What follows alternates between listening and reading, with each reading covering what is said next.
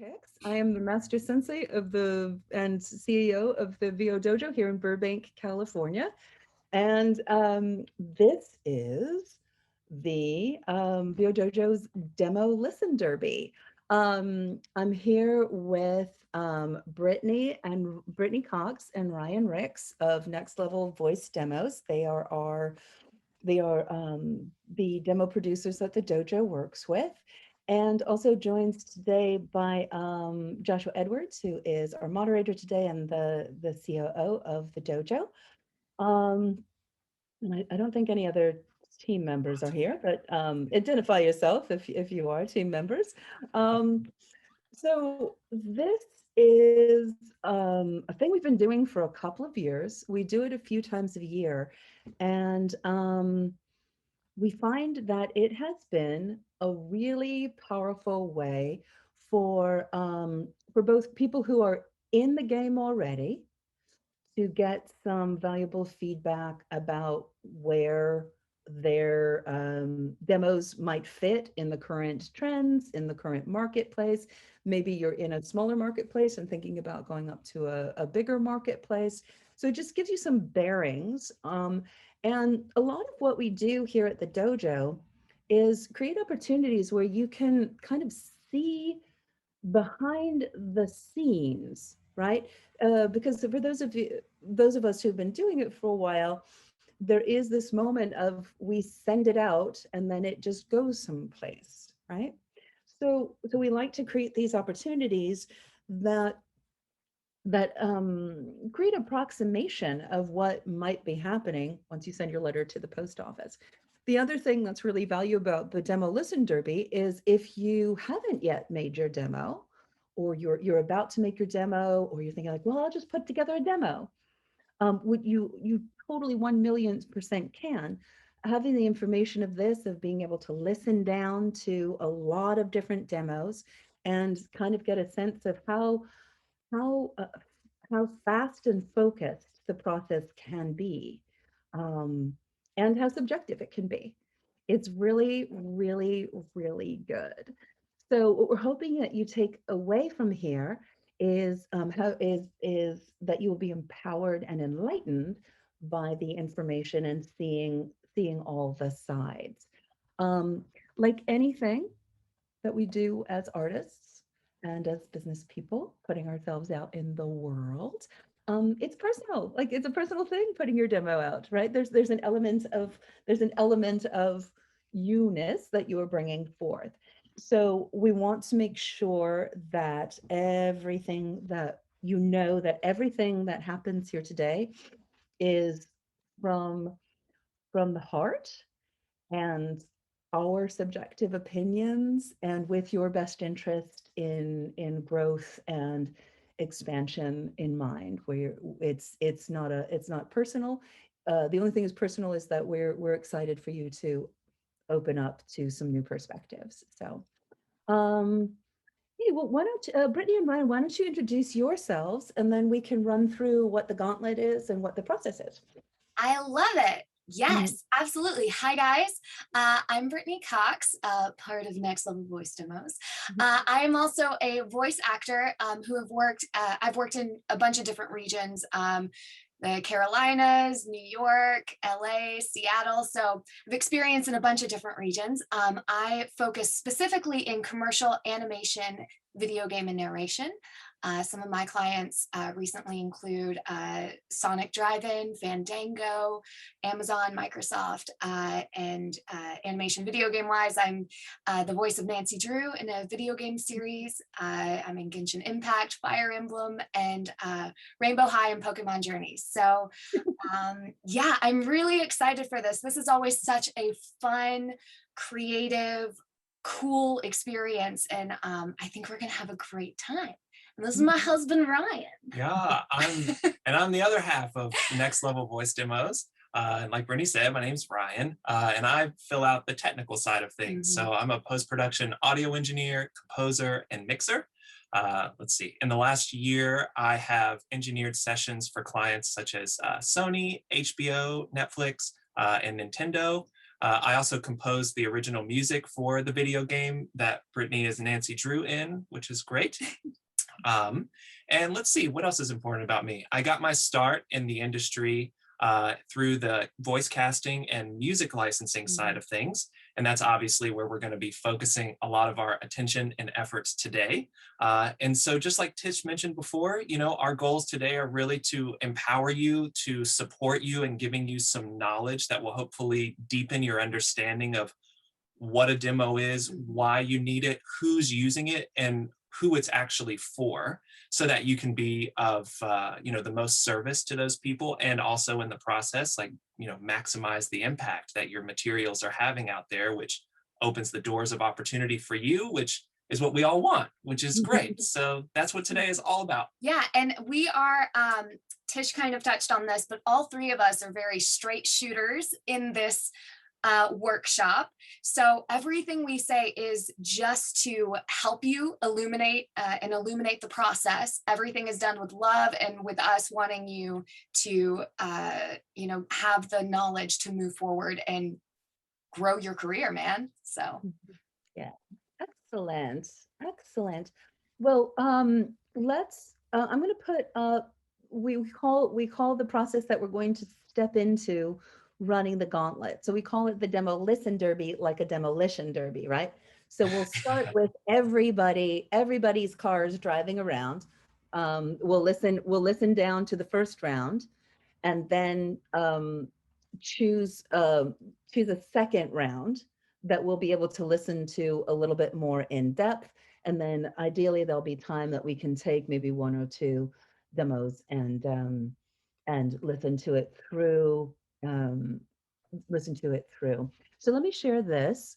And then hopefully we'll have time for questions and answers at the end too. And while then- Tish is, sorry, while Tish is setting that up, I want to throw this out there. If we do not get to your demo, do not panic.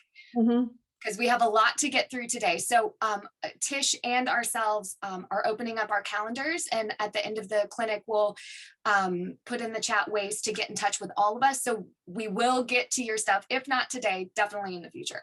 Yeah, absolutely. If whatever happens here today is just the beginning, and then everyone is invited to get on our calendars for some one-on-one time. So thank you, Brittany. So we want you to be able to relax and enjoy this process without feeling like,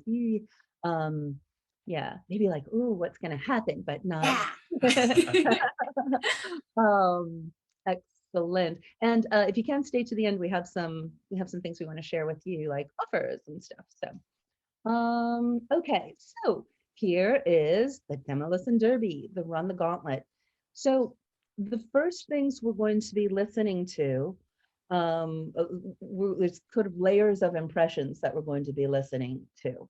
So the first run through, we're going to just be popping through the 1 minute demo to find samples and looking for first impressions. Does it pop? Does it grab me in the first 3 seconds? Does your voice cut through? Is it moving to me? Is there connection? Is it likable? Do I want to spend more time with you when it's done? And your units, do we get a sense of who you are? And then and Ryan, when we start, you can explain a little bit more about that process and how it serves you as the gatekeeper, as the decision maker. Yeah. Then as we go in a little bit more in depth, we'll go for middle impressions, although the production quality, especially with a composer sound engineer in the room, that might be something that might be a first impression as well. Your competitive skills, does it sound like something on the air? Does it sound regional? Does it sound national? Your range, do we have a sense of what you can do with your voice? Where's the contrasts? Versatility, can I interpolate what you can do in between, right? If you do something red and something blue, can I figure, oh yeah, she can do something purple too, right? And then the lasting impressions, right? Is your demo current, up to date, reflecting the trends? Is it current to the brand, right? Humor, does it make me laugh? Oh my gosh, I'm not sure. I talked to somebody, Garrett, yesterday, and I listened to his demos, and the last spot was something about a raccoon. It just cracked my ass up. I'm like, I want to know this guy. It was so funny. So pacing, surprise, rhythm, marketability, vibe. I'm going to put this in the chat, a link to this document to the chat so you can have it at home as we run through. And then we'll also in the process talk about, as Ryan said, who is listening and why. Who does your demo serve, and how do you approach that? So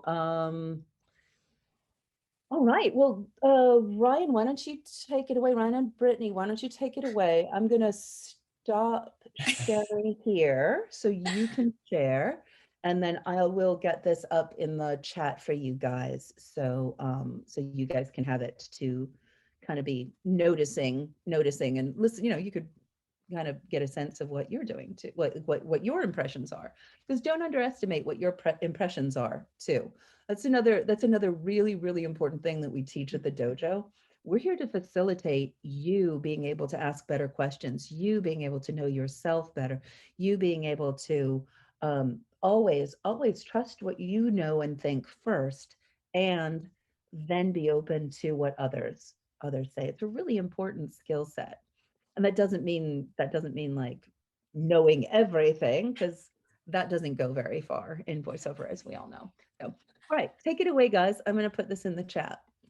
Totally. Yeah. Well, so, and I mean, I think that's such an important thing to make sure is super clear with everyone today is today, we really want to make sure that everyone is getting a different perspective on things, so that you feel empowered to think and use your demos in different ways. And that's really what it comes down to, is like, and a lot of the things that we're going to be talking about today, to kind of set the stage a little bit, is in the casting world. When a casting director, like what I was doing on a day-to-day basis, when I sat down at my desk at 9 o'clock in the morning, I had a very specific task at hand. A client had approached us about wanting to hire a specific type of voice talent for a specific type of job. And then my job was to go and find that voice talent. And so a lot of what that process would look like on the initial side of things is, if there was not an audition sent out, it would be through the demos.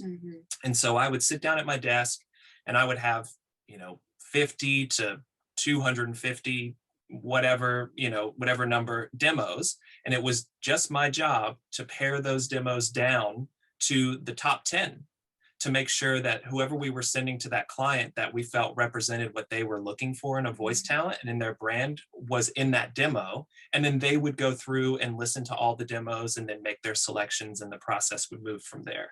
So it's a really important thing to understand that in the casting world, the things that we're doing today, the method that we're going to be doing, especially when we start this process of really, we're not going to be listening to the whole demo, because in theory, or in our hypothetical situation, we've got 200 plus demos to get through, and we've got to pare them down to the top 10 to send to our client.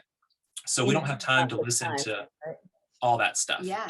And so that part of it comes later. And so that's a really important thing to understand right out the gate. What we're listening for today, and why that gauntlet is so important, is because obviously we're not hiring for a specific job today. Yeah. Like we're not listening for like a specific type of voice that helps us whittle things down faster. We're listening to the demo as a product in and of itself, and really looking at it as all the things that were in that gauntlet of, how does it hit us? How does it resonate? Is it representing you in the way that you want to be represented? And that's really what today is all about, is getting to some of those core truths about what it is that you want, and making sure that those things are represented on your demo. As an example, if you're wanting to play a big national commercial game, then it's really important that your demo sounds and feels, both from a performance and production standpoint, super competitive in that world. And that's kind of where the rubber meets the road, so to speak. So it's really important, to get clear about what it is that you want, and then to make sure that those things are represented in your demo. And so today, that's kind of what we're here to listen for, and to help narrow down in that way. So the way. I was just going to say, to add on to that real quick, because the demo is a tool. It is a tool.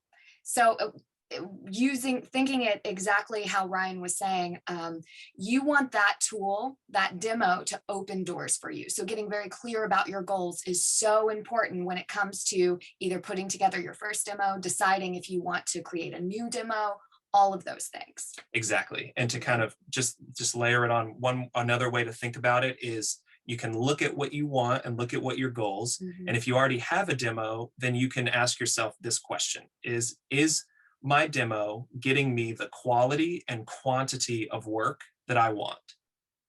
That's your barometer of what makes a good demo. Yep. You know, like, because we're going to be listening to a lot of different things today, produced by a lot of different types of engineers and people. And there's really, like, different regions. In different regions. And like Tish said from the very beginning, there's no one way, and there is a layer of subjectivity to it. But where it really matters is if that tool, the demo, is working for you and is getting you the quality and quantity of work that you want. And because your demo in this world of voiceover is usually your first impression with complete strangers, that's usually the first place to look if the answer to that question is, I'm not getting the quality of work that I want, or I'm not getting the quantity of work that I want. Yeah. So with that kind of precursor in mind, let's kind of set the stage for how we're going to listen through these things. Like I said, in our hypothetical casting world, it's 9 o'clock.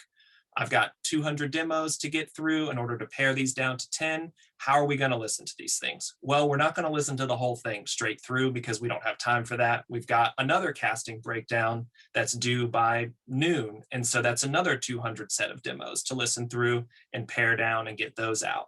So in this first round, we're going to be listening quickly, and we're going to be listening to different snapshots through the demo. And we're really getting what Tish talked about in the beginning of the Run the Gauntlet, of that first impression of, like, what is that gut reaction when that demo comes out of the speakers? Do you sound amazing? Is your voice the first thing we notice? Are we drawn to your energy and presence as a voice talent? Do you sound like interesting? You know, who are you? It's not about this polish and whatever. It's about personality and vibe and energy. And do you draw us in right from the beginning? And then we're going to skip to the middle part of the demo, and we're going to see if the expectation that you set at the beginning is still there in the middle. If you come out the gate strong and then the middle's like, wait, what? This feels like a totally different person. What happened? She was so, like, awesome. And then where did she go? Then that is like, okay, like, what's going on here? And then, you know, hopefully the middle is just as strong as the beginning. And then we're going to skip to the end and listen to a little bit at the end. And same deal, like, is that expectation that you set consistent all the way through? Because the beginning is so important. If the beginning doesn't hook us, then it really doesn't. I mean, it does matter in the long run of what comes after it, but, like, that beginning has to be so you and so vibey and awesome that it compels us to listen further. And then, you know, further down the casting process is when, you know, people will actually sit and listen to the full 60-second thing, because they're listening for different things. They're like, oh, I already love her. Let's listen to what range she has. Let's listen to what else she's done. You know, let's listen to what energy she can bring and make sure she's the best fit for the job, or, you know, whatever that might be. So that's how we're going to listen for this first round. And then we have a little next round folder that we're going to be throwing things in as they come up, of like, ooh, that's a good talking point for later, or let's listen to that one in more detail later. And kind of just work our way through the different categories that way, starting with commercial and then moving into the other categories that were submitted as well. And then, like Tish mentioned, we're definitely not going to have time to, like, get through everybody's demo in high levels of detail. So at the end, you know, we'll definitely be making ourselves available with our information and stuff to meet with you after, you know, on a different day or whatever. So no stress. So hopefully Don't panic. Hopefully this is super enjoyable and educational. And I'm going to share my screen and we'll just jump in and see what happens. Before we get started, two things to add to this. One, it would be awesome to hear in the chat, like, where you're located and, like, where are you in terms of your demo? Do you not have a demo yet? Do you have a demo that you're happy with and you want to see how it's competing? Do you have a demo that you're not happy with? And so just give us a little insight there in the chat as we get started. And then I encourage you guys to play at home. I think it'll also be really interesting, because then you can triangulate what you're hearing and what you think is right, and then compare it to our opinions. Once again, compare it to our opinions. It's not that yours isn't, but you can just kind of notice what we're listening for, and then say, oh, I can see that. I heard this, but you see, you can use it as a very active process of you developing your direction skills and your ability to discern what it is. Yeah, awesome.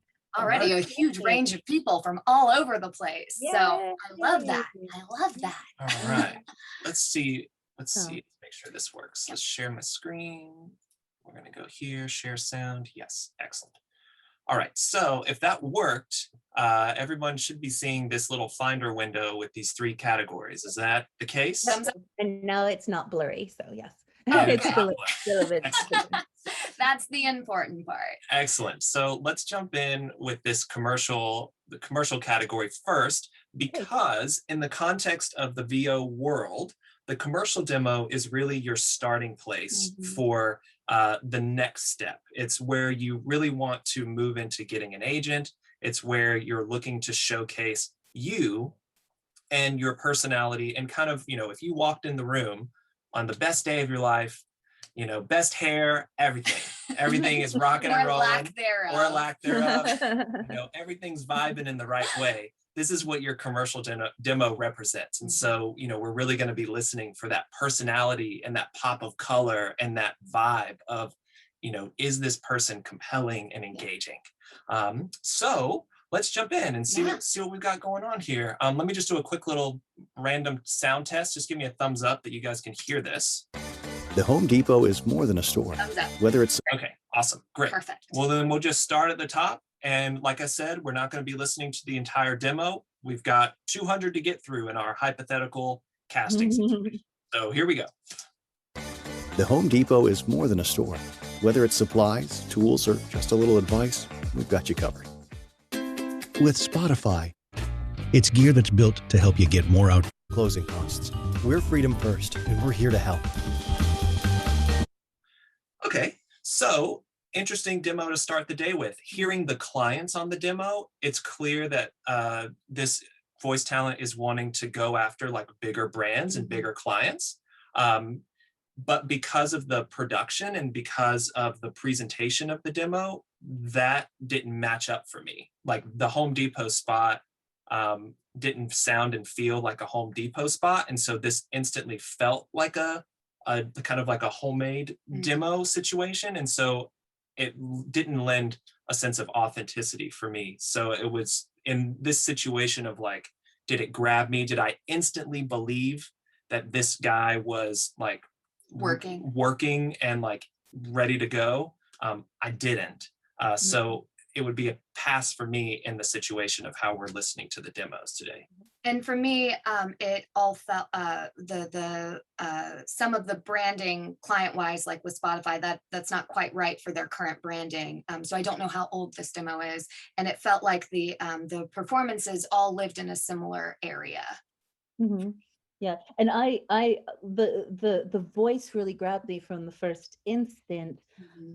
Just a little bit announcery, like not like nice voice, not quite sure who. Some likable, but not quite. And then I really liked the last piece, but I almost wanted that one first because it was so more just a person, like a person that I got a sense of. And then it was a little jarring. It was a little jarring because the other things were just that slight polish. So it's Right, I would agree. And that's why it's a great demo to start out with, because this is why branding and what you choose to include on your demo and how you're representing yourself is so important. And what you're going to put at the top of your demo, especially now, because everything, for those of you auditioning and right now, everything's conversational. Everything's non-announcer, conversational, relatable.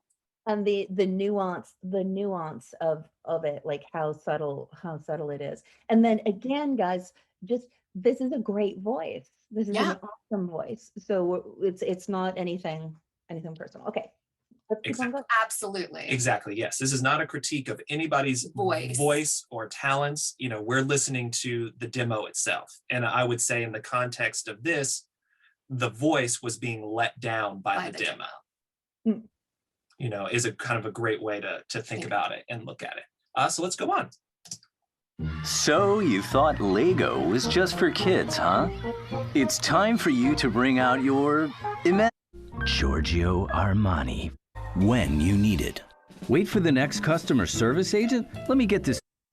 Okay, similar thing, like the expectation from the beginning was very confusing. It almost had like a charactery vibe to it, which is not a performance trend right now. Like we just talked about, you know, the performance trends are super, super important. And right now, like it's very conversational. It's a very like personal approach, and the kind of announcery, more character-based performances are not really in vogue at the moment. So the expectation of the demo was like, this doesn't feel current. It doesn't feel right. Because I loved the cut through and the voice, and I was like, oh, with the beginning one, I was like, oh, okay, this dude does a snarky thing. Okay, I can't wait to hear the next thing. And then it was like everything from there kind of felt like the Armani felt put on for me, and I wanted to hear something relatable and even more snarky, but as a conversational human.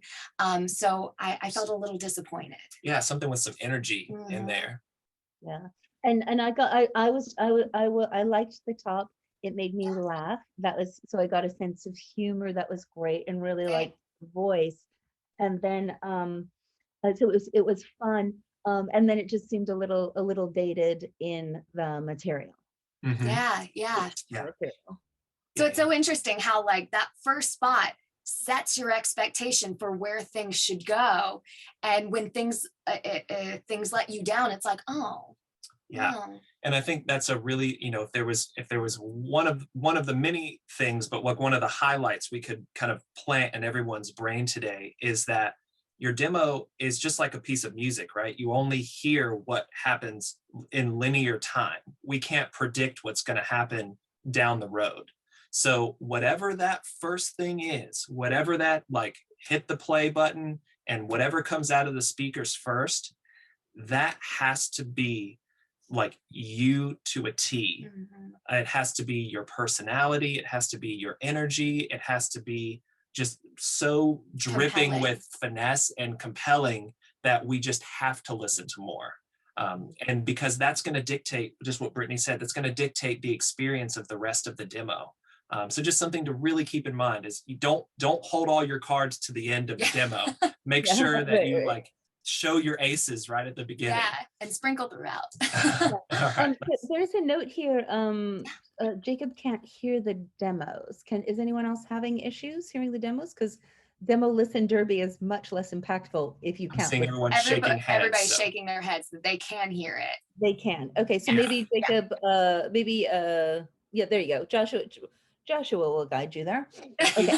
Thank you, Joshua. Thank you, Joshua. All right, let's go to the next one. Angela.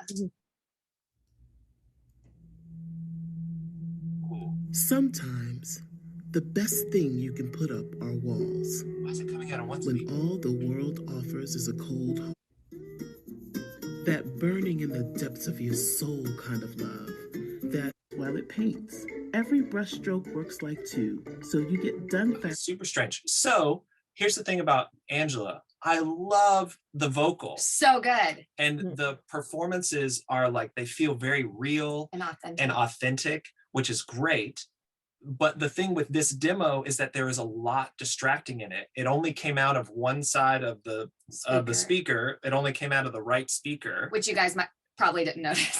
which I'm not sure if that came through on Zoom, but it only came out of one speaker, and then it was super duper quiet, and the production really wasn't on brand for the clients that she was representing on there. It almost felt like an audiobook or narration demo to me. It didn't feel quite like a commercial demo.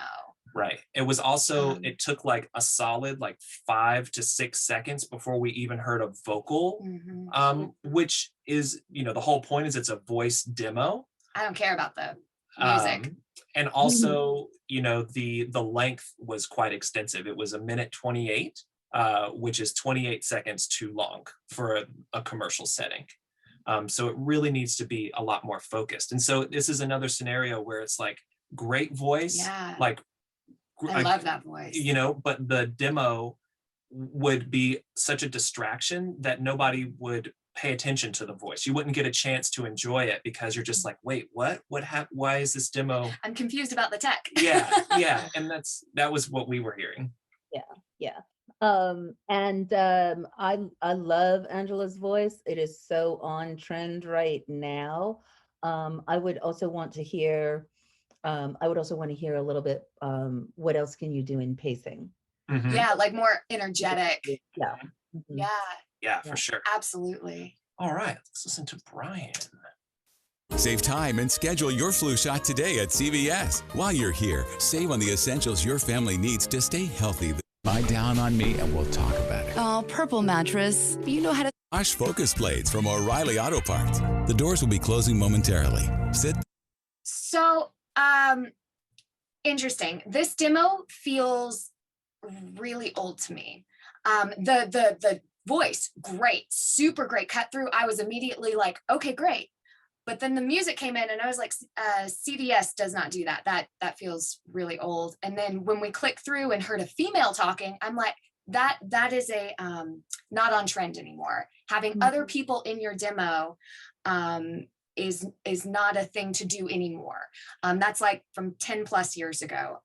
Because why showcase someone else's talent on your demo? There was a story that we heard, and it's not an uncommon story, where a casting director was listening to a voice talents demo, and they had a situation where a lot of their commercials that they had booked, it was based on work that they had actually done, was in that conversational style that you would hear on the radio at the time a lot. And there's still some of that, but it's few and far between. But anyway, the point is the voice talents demo that the casting director was listening to featured another talent, and the casting director liked the other talent better and went and sought out that talent and booked them instead of the other voice talent. So this is your voice demo. You don't need to showcase anybody else's stuff because I don't want to distract from what you do really, really well. Also, on top of this, like great voice, great cut through, but it's all announcer. I felt it didn't feel, and it rocks announcer, like anything is an announcer. Like I would say, how would you work to ease up, because the voice is great, and then go rock the e-learning, rock the narration. You know, I think even in narration, you'd want to find more variation from announcer. So absolutely, it's a great thing to have. Like those people who have, like Brian clearly has a great announcer voice, but what else can you do? Yeah, right. And even taking that clarity to the promo world, that promo energy is there. The nuances that we need to be able to hear in a promo is bringing you and that announce. So it like has all the possibilities there. It kind of needs to be recalibrated, and then really listening what's on the air today. Yeah, well, and hopefully, you know, everybody, like your ears are starting to get a little bit more tuned to how we're listening to things, and just starting to understand like how important the organization and the presentation of material on the demo is. Because remember, this demo, and this is such a bizarre thing to say, is that your demo is not for you.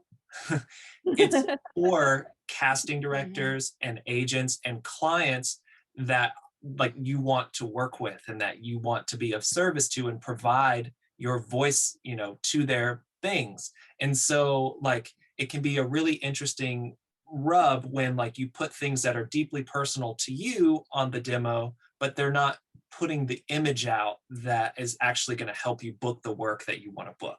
Because if a casting director heard the CVS spot and they're casting for they have cast for CVS recently, they're going to be like, oh, that's from 20 years ago. Does this guy even sound the same now? Like, that's not their branding right now at all. So it puts it, what we want to do is when you're listening to demos and when you're putting yours together, you don't want anything to distract from how great you are or put a doubt in the person's mind. Yeah, because everybody's looking for a way to say no. Because everyone at a certain level is great. Everyone has a good voice. Because remember, in our scenario of 200 plus demos, a no is like, you're just looking for anything that distracts, you know, and so it's to pare it down. To pare it down and get the number down. So it's so important that there's nothing in there that's distracting. Yeah. So let's see. Carolina. Oh, hold on.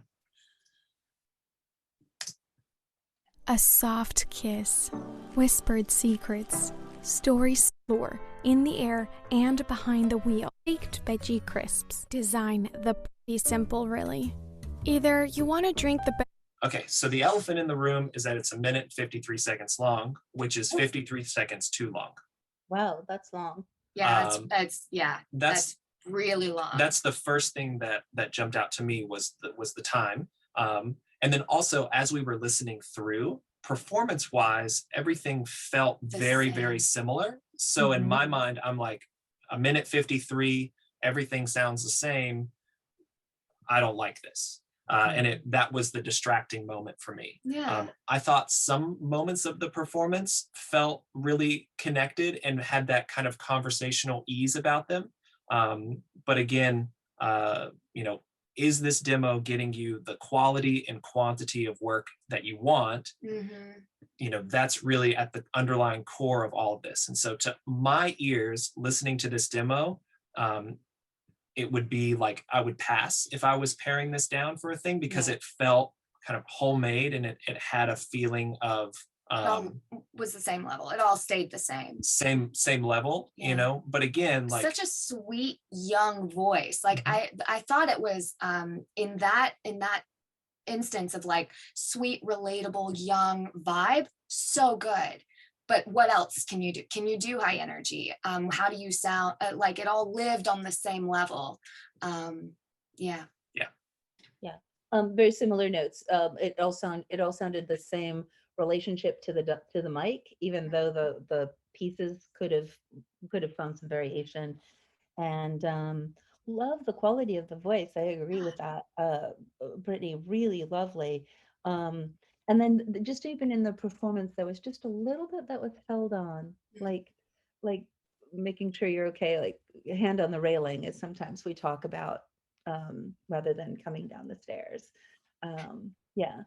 I love that. Don't look down. Yeah. And then just, it's not that people love you any less. People don't have time to love you for 2 minutes anymore. Right. Back in the day, they had time, but now, no. I was in I was chatting with a casting director who does a lot of commercial work here in LA. And we were talking about demos, and she was like, if I see a demo that's over 1.5 minutes, I just move on because you're not current. I just move on. Yeah. So that's a commercial demo, right? Because the narration demo might have a little bit more leeway. Yeah. Other demos are different. This is for a commercial casting agent. Yes, commercial demos. Very specific. Okay. Sherry. Onward. Still paying per minute for phone calls? Stop. It's expensive. Instead, switch to T-Mobile. Calling home? Aficionado, spinach supporter, or kale blazer. Here's to smooth and spicy. Perfect alone, perfect together. Holy shit, that's the same person? That just threw me for a loop. Oh my God. I would be interested to hear more from Sherry, because I heard different things that so I'm curious what's in between the spots that we clicked on, because I want to hear if there's more relatable, grounded stuff, because I felt like the energy is great, the kind of relatability is there, the cut throughs there, and I'm just so curious about that deeper spot. I want to hear more. I want to hear the middle. I want to hear the middle too. Really liked the first spot. There was a realness, like a quality of announcer level cut through, like, the cut through was great, but it was like, oh, this is a really unique person. And then the middle part had a similar perky, but like in a different color. Yeah. So I'm really interested to hearing the middle part, and then the last thing is like, whoa, that's awesome. What is that? How do we put this together? Yeah, but it was genuine, right? Because on some of the other things, some of the other things that we talked about, there was a big switch, but some seemed forced and some didn't, and this didn't. This seemed like authentic throughout. So I'd be really interested to hear the middle. Great, throw it in there. All right, Christopher. I know this road like the back of my hand. This is the road to our family cabin. This is my family. Fill your glass. If you don't have halos, they don't have halos. And switch it anytime. Verizon Business. Better matters. To succeed in our ever-changing... Great. Yeah. The thing that jumped out to me first and foremost is that I immediately connected with Christopher, and I felt that he had a very relatable, like positive energy about him. Yeah. And then as I clicked through the demo, that delivered in different ways throughout. So I felt like it set a really clear expectation. Production wise, there was a lot in there that felt authentic and it felt good. It didn't feel dated. There was no saxophone solo in the demo, which is always a good sign. That being said, just as a technical thing, for the sake of the demo derby, it's great. Christopher, awesome. Just know that your vocal recordings are a little bit distorted. And that was a little like, to me. For an audio, for a guy just, who works in audio. Just because that's who I am and what, whatever, 90% of people would be like, whatever. So yeah. And was that first spot was T-Mobile? I don't know. Was that? It was like something about a cabin. Ignore me. I heard Verizon and I was like, was there another cell phone spot? I'm probably wrong. It was great. It's great. Good job, Christopher. Yeah. Again, and do you see how it works, guys? That was like, yes. Okay, moving on, right? That when it hits it, that's it. That's how it should feel, right? Really good. All right. Claire. Wow. My dog Sophie is more like a cat than a dog. She's finicky about her food. And from Moving Women's Movement Forward, Title IX. Colorista from Lorraine has plenty of lipsticks to play up your pout. Teach your kids to code with a book. Brilliant. Okay. Claire, your demo's too long. Like it was like 1:37 or something like that. And I think you could easily trim that back on there and get it down to a minute. That being said, I really liked the demo. I thought your energy set a super clear expectation. Yep. And then as I clicked through, that realness and that just very easy sense of like, this is me and like, what's up, was still there, but it was in a variety of contexts. It felt, I heard you in a little warmer sense. I heard you a little bit more high energy, like everything delivered on that. On that expectation. And just clicking through those parts, I'm like, I know exactly where to put her, exactly how I would cast her. Easy. Exactly. Really clear, really focused. That nice switch of conversation to like a little bit more personal authority, the clear like teacher, mom sort of thing. That was a really nice switch too. Yeah. And I think that out of all the demos we've heard today, like I thought that Claire, you did a fantastic job of making your branding feel really specific, because a lot of people get hung up on this idea of variety, of like, oh, does my demo have all this variety and what should I include on it and da. And the answer is you need to start looking at, the types of jobs that you want to be involved in and the clients that you want to work with and be with. And you want to make sure that your demo is razor sharp in terms of what you're presenting to them. Another kind of mindset to take away from this experience, and I think Claire's demo is a great representation of this, is that your demo is not your resume. Your demo is a tool. And so it really doesn't matter, like, you don't get a chance in a casting director's office to be like, oh, but wait, like I booked all those things. They're like, it didn't feel right, like on to the next. So it's the resume part of it and the variety for variety's sake, kind of all goes out the window, and it really becomes about this focused who are you thing of who are you. And for Claire, we all three of us were like, I know exactly how we cast her. She's great energy, like awesome. So really good job with that. Great. The Trade Desk believes empowering the media that powers the open internet to be unstoppable. ASICS. Drive forward in the always ready Jeep Grand Cherokee. Okay, Greg. You sound expensive. Okay, Greg. You sound expensive. I'm like, national campaigns. Yes. I have heard this dude's voice. Yeah, that sounded great. Again, same notes, like everything felt really, really specific. Yeah. I felt like it was specific within like it gave us a series of colors. It wasn't like, oh, I'm over here, and oh, I'm down here, and then I'm over here. Like that's kind of what we're talking about when we're saying like variety for variety's sake. But Greg he was always himself, and everything felt very genuine and authentic. Yeah. And he like did a thing, like he was a little more rugged here. He was a little more caring here. A little more polished. A little more polished here, a little more, edgy here. Like it was, but it all felt true to him and the expectation he set with that first spot. So really, really good job. Sometimes I think it's, you can think of a demo as like you would do a photo shoot, right?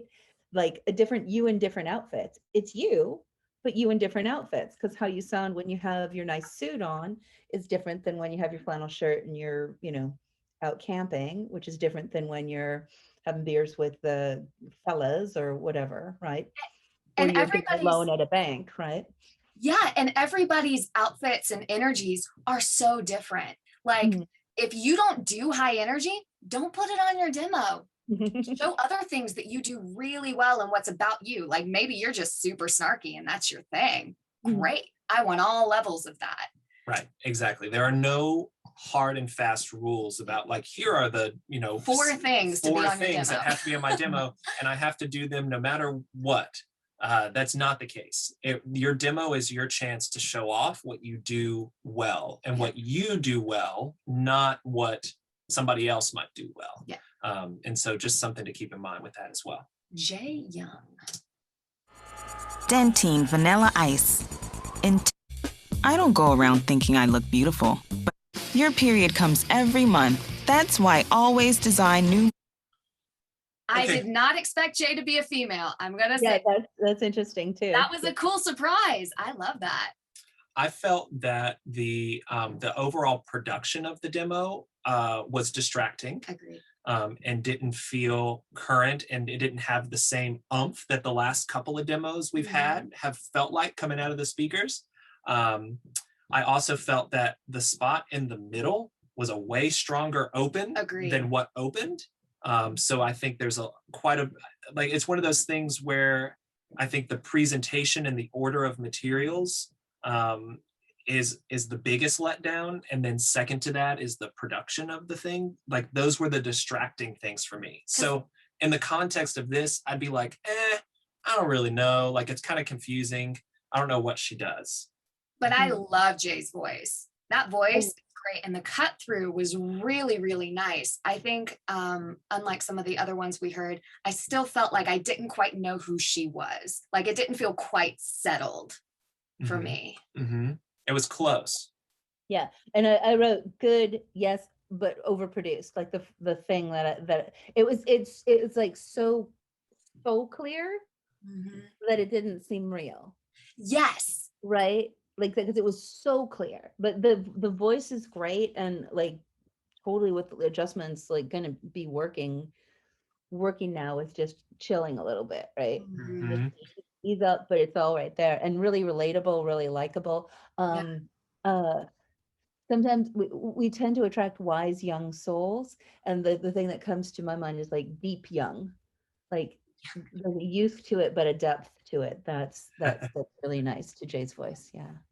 So like I would, some actionable things, I would look at reordering and getting clear about what image you want, how you want to represent yourself, and maybe, working with the materials you have, see if just changing the order changes the feeling of the demo. Yeah. Let's see. Jacob. Movies, original series, specials, documentaries. There are so many ways you can enjoy all of them. They can go and go. Lego City. Cash in. What's in your wallet? Something out there. Something bigger and better than here. Hi, Jacob. Jacob, I feel, because I know you, we've been in workshops together. I feel that this demo is slightly overproduced for me. It felt distracting, and I didn't feel like you, like who you are, like just sitting and talking to you. It felt like everything had this kind of put on thing and pushed energy, where if we were just sitting and talking, I didn't hear that. I think it was really long too. Yeah, Movies. 120. Yeah, 120. Yeah. But that's just me because I know Jacob, so I'm curious to hear what you two heard. No, and I heard the same thing. I thought that I was really confused and distracted by the production of things, and then like to where I didn't feel like I really got a chance to connect with you as a voice talent. So it felt like I don't know what this is, on to the next. It didn't feel razor sharp and like really specific and settled. Yeah, like I don't really know what to think, which I guess is the point. I don't know. Tish, what about you? I had very similar, like it's good and definitely got the like high energy. It seemed like high energy. Okay, got it. But then the quiet one also seemed overproduced to me as well. Yeah, and then I think it's really interesting. We want to fit in demographics, right? Like, okay, 18 to 24 or something like that, right? So, but there's a lot of guys in 18 to 24. So there's a lot of opportunity, but there's also a lot of guys there. So how do you make sure that it doesn't become just general? You need to hit the points, but it needs to be specifically you, not generally voice of young guy. Right. But it's, you know, it's all in there. It's all in there. I think it is a little overproduced for my tastes. Yeah, and I think, and again, this is a because I don't know how old this demo is, but this is especially in the last 5-10 years, especially the last 5 years, everything is all about conversational, real. You know, I don't want to feel like I'm being punched in the face with production. And if you listen to a lot of commercials, a lot of them are like that right now. You know, you do still have those pushed ones, so it's fine to include those, but we need other things. But even things that 5 years ago, it's the JCPenney one day only sale. It's sort of like, hey, it's the JCPenney one day only sale. Come on in while we still have a store, right? We still have a store. Yeah, but you know, like even the urgency of the most urgent spots have shifted in their calibration, I think, if you listen carefully. Yeah, absolutely. All right, let's see. Jody. I approach recipes kind of like science fiction. I mean, yeah, that looks good. Or camping. There's one place to go for information on gear, equipment, and your pet the finest care in veterinary medicine today. You want to feed your family the best. I love that first spot. I was like, okay, cool. I get what she does. She feels relatable. Cut through's great. But then it all kind of stayed at that level for me. And I didn't know, I was like, I don't know if there's what other ranges feel like. I was confused again. Like there was a lot distracting in there for me. Like to my ears, the production was a letdown. And so it was a distracting thing for me being able to just connect with Jody. I also felt that, like what Brittany said, that the expectation coming out of the gate was one way. And then as we went through, it all kind of just lived in that same space, which was, I don't know, like it's a horrible thing of feedback to say that I'm confused, but I mean, maybe that is the feedback of like, I don't know how to feel, which is because the materials on the demo are not laser focused, very specific, and aren't and lived all in it. So. Yeah. Yeah. And I just wrote one thing, like, just one thing. The top's good. Yeah. Dan asked a question, what is cut through? How would you guys explain cut through? How I say it is when you if you are driving, let's say you're driving in the car, you have noise all around you. Will I hear your voice through all the noise that's going on around me? Does it cut through? Is how I always think of it. Yes. I think about it as am I immediately drawn into you and your energy? Because I think as an audio technician, hearing that, it's like, oh, I'll just make my voice louder in the mix. which is not what I'm saying. which is not at all the case. And the majority of cases, the voice is actually like quite nestled into the surrounding support, but you still your ear is drawn to it because the voice is the most interesting connected thing. Ears always go to the thing that's most interesting. It's just like when you're watching a movie and there's a dog on the screen, you always watch the dog because the dog is like the best actor on the screen because they're amazing. They're just being authentic. Yeah. They're just being authentic. And in a similar way, you as the voice talent without visual representation in any way, shape, or form, like that's the same experience of like, oh, I'm with you. I'm on your team. I'm rooting for you. I'm right there. And that's how I define I can't help but stop what I'm doing. My sons were listening to an episode of The Mandalorian, and I was in the other room, and I was like, I heard Rosario Dawson's voice. I didn't know, I wasn't watching the show, but I was like, whose voice is that? And I had to, and I didn't recognize it as Rosario Dawson. I just heard, what is that voice? I must walk towards it, because it was so compelling. Like, so that, I think that is kind of what Ryan's talking about. And then I think also sometimes I speak of like cut through, you can also think of in terms of brass instruments cut through, violin, string instruments less so, right? Or belting, and this is a little bit, like belt versus legit, right? So like just that's might be too many metaphors, but like what cuts through everything else, right? Yeah, it's really just grabs you. What grabs you? Grabs you. It's compelling. It's yeah. Just grabs your ear through all everything those else. things. So choose whatever metaphor works best for you. The grab bag. Just not the car one, right? Because whatever. So Tish, quick check-in, because I know we're at the top of the hour. I just wanted to make sure we were good to keep trucking through commercial stuff, or if we needed to pivot, or what we need to do.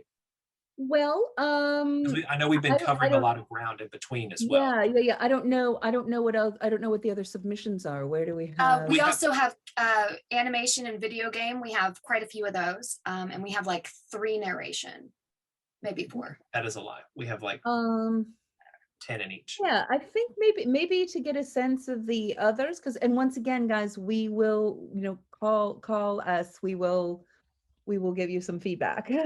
So I think we have enough to go to a next round, right? Cool. Yeah. Commercials. Yeah. Well, let's do a little exploration, because I think that it's also really helpful, depending on where you're at in your demo process, that doing your next demo, if your commercial is your first demo, and you really you use it and really understand who you are and get your skills up to play the game at the level that you want to be playing. Then there's the next thing of understanding that each genre should have its own demo, that you wouldn't put everything all together. That's the first layer of awareness. And then that each person will have different demos that they make next, depending on their interests, their voice, and where, maybe even where their connections lie, right? We have like in the last You Should Do voiceover, we had 3 ER docs and 3 Broadway stars. So like the ER docs, why don't we go with medical narration? Let's go there first. Let's go there. So Yeah, let's switch a little so we can kind of talk about those next layers of next considerations and what's different too, right? Sure. Do we want to just listen to one or two of the ones in our listen all the way through while we're still in commercial, and that way we can just sure finish those out, and let's we'll just do pick. that. Great. Yeah. So like in our hypothetical, we've been through our 200 demos. We've clicked through, we've gotten a sense of who might be best for the thing. You know, there was nothing distracting in those demos. We connected with them. Everything is vibing on all cylinders. And so this is our short list that we send to the client. And this is where your demo more or less gets heard in its entirety as a complete thing, because the client wants to know that they can trust that you can handle whatever they might throw at you in the room. And so this is our opportunity to listen all the way through and to make sure that those expectations and those highlights that jumped out throughout our quick listen are still rocking and rolling. Compared to everything that now that we've listened to a bunch of other stuff, do these still hold up? Yes. For us. So let's start with Sherry. Want to start with Sherry? Yeah. Okay. Listen all the way through. Still paying per minute for phone calls? Stop. It's expensive. Instead, switch to T-Mobile. Calling home? Save yourself money. T-Mobile. Switch over today. In neighborhoods across the country, you'll see gratitude, communities showing support in their own way. Our way is Mass Mutual Health Bridge, a free life insurance program just for healthcare workers fighting COVID-19. Gerber Natural. What baby sees is what baby gets. Whether they're an apple aficionado, spinach supporter, or kale blazer, here's to natural fruits and veggies. Wow, I really wanted to hear about your entire Alaska cruise vacation, Chad. And you paid full price instead of going to cruise.com? Yeah, you nailed it, Broseph. Bold, smooth, and spicy. Perfect alone, perfect together. Bullet Frontier Whiskey. Cool. So now that we have listened to the whole thing, and we've also listened to some other demos in between, and we have some other yeses, for me now, because we've heard other women who were very settled and relatable and easy, this now feels kind of put on to me. And there are moments that I was like, I just want to hear, I just want, there was so much like different voices and ranges and all that stuff. I'm like, wait, but who is she? Like if you walked into my office, who would show up? So I don't know where I would cast her and where she would fit. She or they. I'm so sorry if anybody, I've been saying she is a they. Or he is a they. Apologies. But I don't know where this person would fit. And how I would cast them. Another thought, because I heard this come up, and this is something that I've been hearing recently. If you have something that says COVID-19 on your demo, it's going to date it real fast. So allude to it, but you don't need to put because of COVID-19. I would recommend not including that on your demo, because we want to keep everything positive. We want people to be excited about your voice and not be like, oh, it's still happening, or, oh, that was a shitty year. And they start, and their brain moves on to something else. So feel free to allude to those things like contactless or delivery or whatever, but just avoid putting COVID-19 or coronavirus in your demo as a general thing. So yeah. So that was my takeaway from listening to the whole thing. I'm now confused about where I would cast her and who she actually is as a talent. Tish, what did you hear? For me, it really hit home on the Alaska cruise. Like that seemed like, oh yeah, there's someone who, there's a sense of humor. And then the listening to it all, that the production seemed high, like even Gerber Natural Baby, like for me, that spot, like natural baby food seems like you're sitting quietly with a little baby, and it seems to have a lot of energy. It's good stuff, and I think that because there's a range of highs and lows, that to keep on to like when you have a versatile voice, here's what we would do with the high, and here's what we can do with the low, right? And I think it's starting. It's like I'm starting to get a picture of that.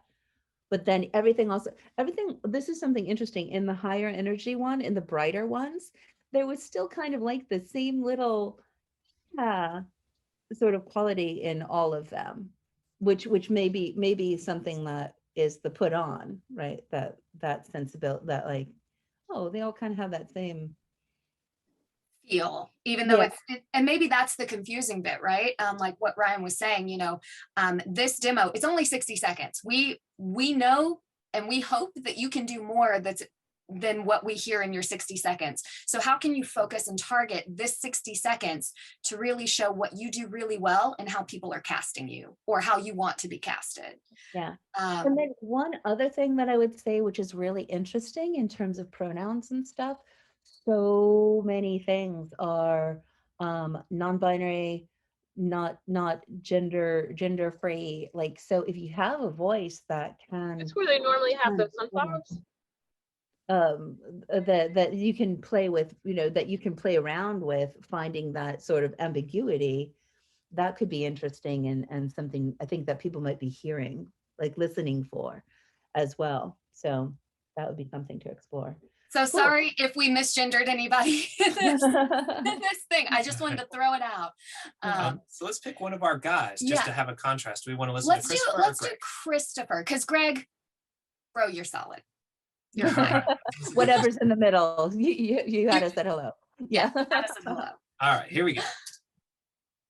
I know this road like the back of my hand. This is the road to our family cabin. This is my family. And this is the only car I trust to take us there. Love.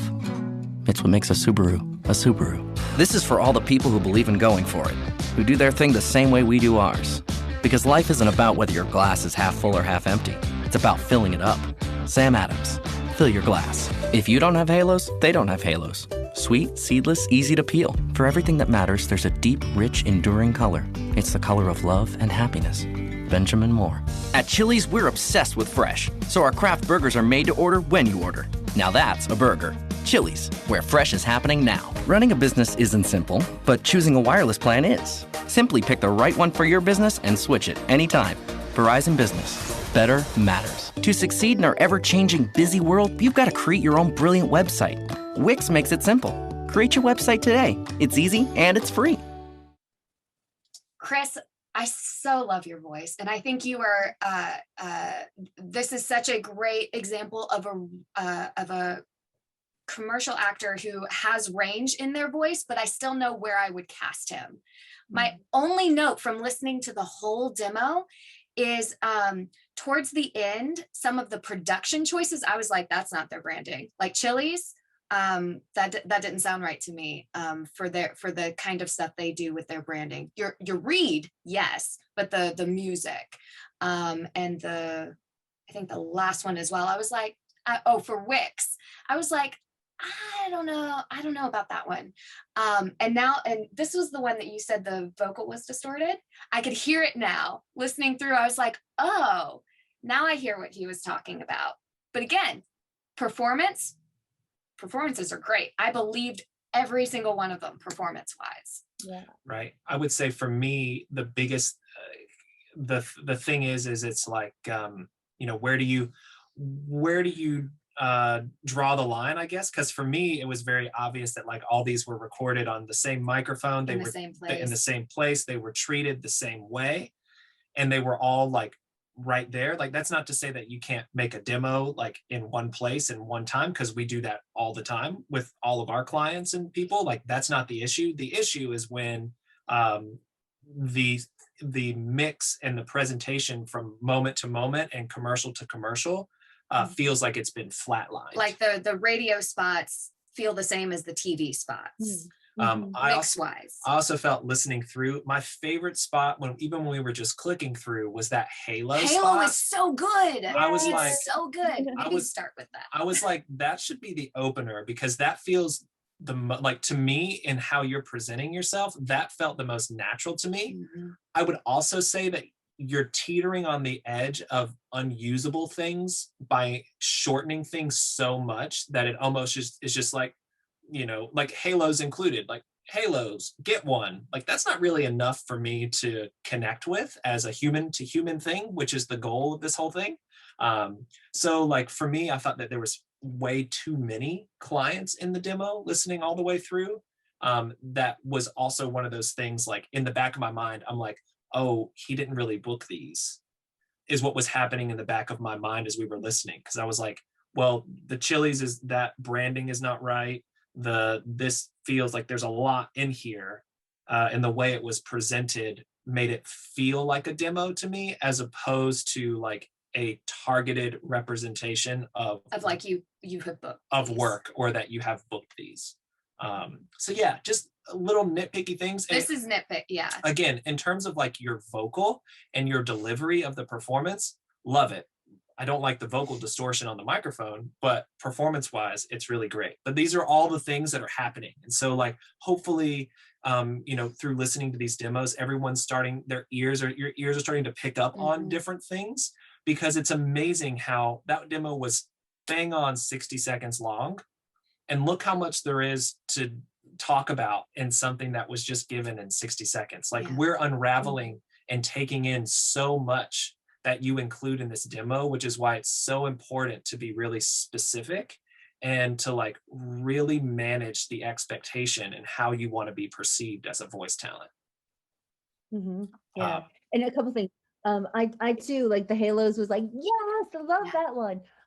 Having been one of the voices of Subaru for like 8 years now, that you found that a nice blend of relaxed and laid back, but it still needs to have like a brightness and a positivity too. So that was right there, and might even be eased back just a little bit, but it's good. It's cut through like that. That really sits.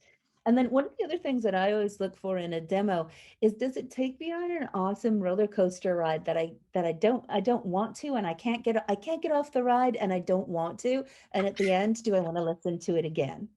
Right? There was no place that, like, want to make sure that you don't have a place where like, oh, I wish this ride was over. I wish this ride were longer. Oh, where did we go? Oh, here we are again, right?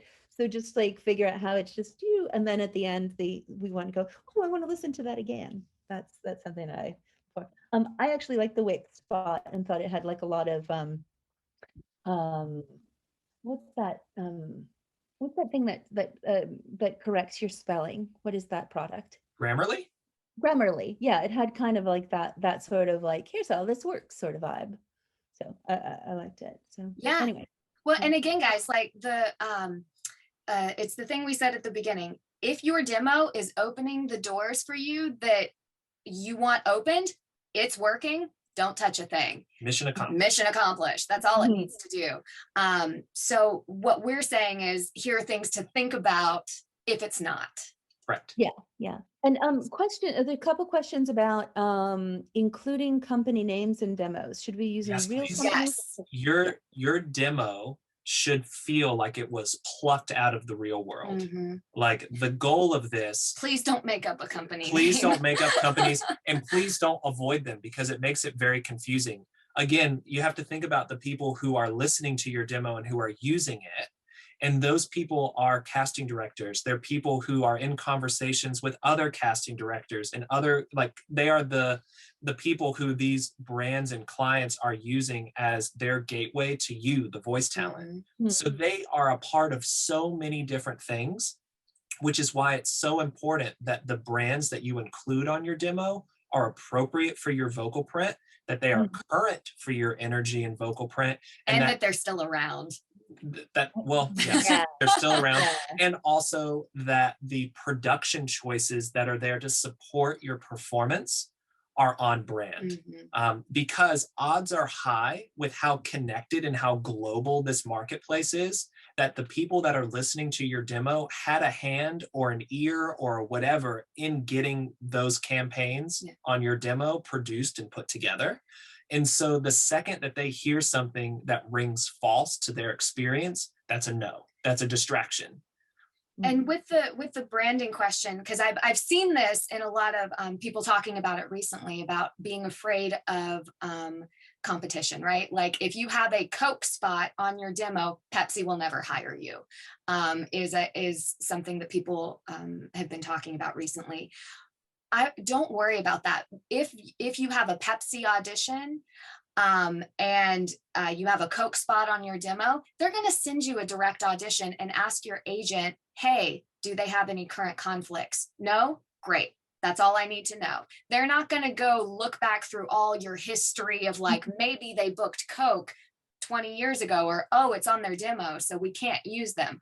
They don't have the time to do that. Right. So don't worry about that. Right. Yeah. It's a total non-issue, you know, in our experience and whatnot. And it's, again, like at a certain level, every client is going to want to get you an audition to hear you on their stuff.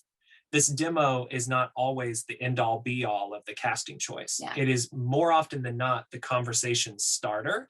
And then it opens the opportunity to get a custom audition and things sent to you that way. And or to make sure that you have range. Right. Yeah, exactly. Sometimes you'll be on a short list for the spot, and then, oh, let's listen, what else might be something how a demo gets used too. Yeah. So hopefully that answers that question and gives you peace of mind to just be honest. So don't stress about that stuff. Yeah. Don't be, there's nothing tricky. There's nothing slimy or, you know, nasty about the process. Like, it's just be honest, like represent brands that represent you, and like, just be honest. Like put your strengths out there, put what you want out there. Don't hold back, just friggin' go for it, but do it honestly. Yeah, I think that, yeah. And just one more note before we switch gears. Unless speaking of which, was that a transition? Speaking of that which? was going to be a transition, but that is okay. So one more thought, and then we'll rewind right back to the fantastic transition. Ryan said earlier, this idea of, do I feel I can trust this voice? Like, do I feel in competent hands? One of our favorite Fight Club directors is Andy Roth, who's a New York casting director. And he always talks like, as a casting director, I need to know I can trust you in the room to handle yourself, right? So we need to have that, we need to have your demo instill that confidence as well. So, okay, and back to the transition. So speaking of range, let's go over to animation and video games. Oh Yay! Okay, so because that's where we really want it. Your range, this is where we want to hear it. Okay, so as a caveat, commercial demos and as a general kind of staging point is about your personality with no trickery, no gimmicky put on stuff. You walk into the room, who are you? It's very much about a vibe and about you as a person. In animation and video game, the expectations are different. In animation, for example, a general kind of filter that a lot of casting directors are listening through is through definitely range. Yes. They want to know that if they hired you, you could do 12 voices in this one episode of this animated series. So they're listening for variety. They're listening for colors. They're listening for comedy. We're listening for believable characters. This is that line of like, where it's like, I've been told I should do animation because I do good character voices. The voice is one part of it, but can you create a believable scene with your acting? There's nowhere to hide with this stuff. Like, you know, like, because we don't have the visuals. And so me like, woohoo, I'm doing a voice. Like, that's not going to cut it. You know what I mean? Like, we really want to get specific and be creating memorable scenes with these things. And then on the flip side of that, I was going to say, to add on to that, I don't, with animation stuff, we don't need a full demo of the impressions you can do. I want to hear unique characters that you can do as well. Right. And then on the flip side of that, the video game world is very different than the animation world in a lot of respects, but it also is very similar in the sense of it is about creating memorable scenes with memorable characters that you can absolutely do and sustain for a long period of time. A standard video game session in the world of like high level video games is 4 hours. Can you sustain a character that is represented on your demo, carry them through an emotional journey, and sustain it consistently for 4 hours without damaging your voice, without losing intention, without losing the accent, whatever. So yes, a video game demo is a place to showcase. This is where you want to showcase your accents. This is where you want to showcase your more dramatic on-camera acting. Yeah, this is your place where you showcase more dramatic things, more cinematic things, more grounded acting versus the kind of flowery kind of fun of animation world.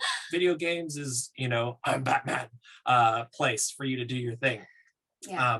So these are the things that we're listening for. At the core of it, though, it really is still about that connection. And it's just rather than connecting with you as a person, we're connecting with the characters that you're creating. And we want to hear the scene that you're creating in the voice. And so for your brains labeling wise, because this is a great, for some of these, they just say character demo. Just know that because video game and animation is such a, they're both their own individual specific things. If one of those is what you want to go into, make the demo specific to that genre. Exactly. Because the casting directors in animation, they don't want to hear a video game demo. They don't, and vice versa. Like you're serving two very different groups of people, and therefore the demo needs to reflect that. Yeah.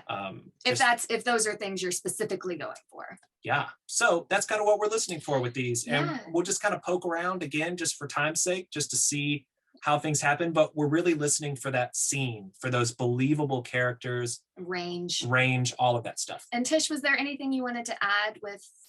No, I think you guys covered it really, really beautifully. And I love the distinction between, I think sometimes we think, oh, video games and animation are the same. It's really, really, really quite different.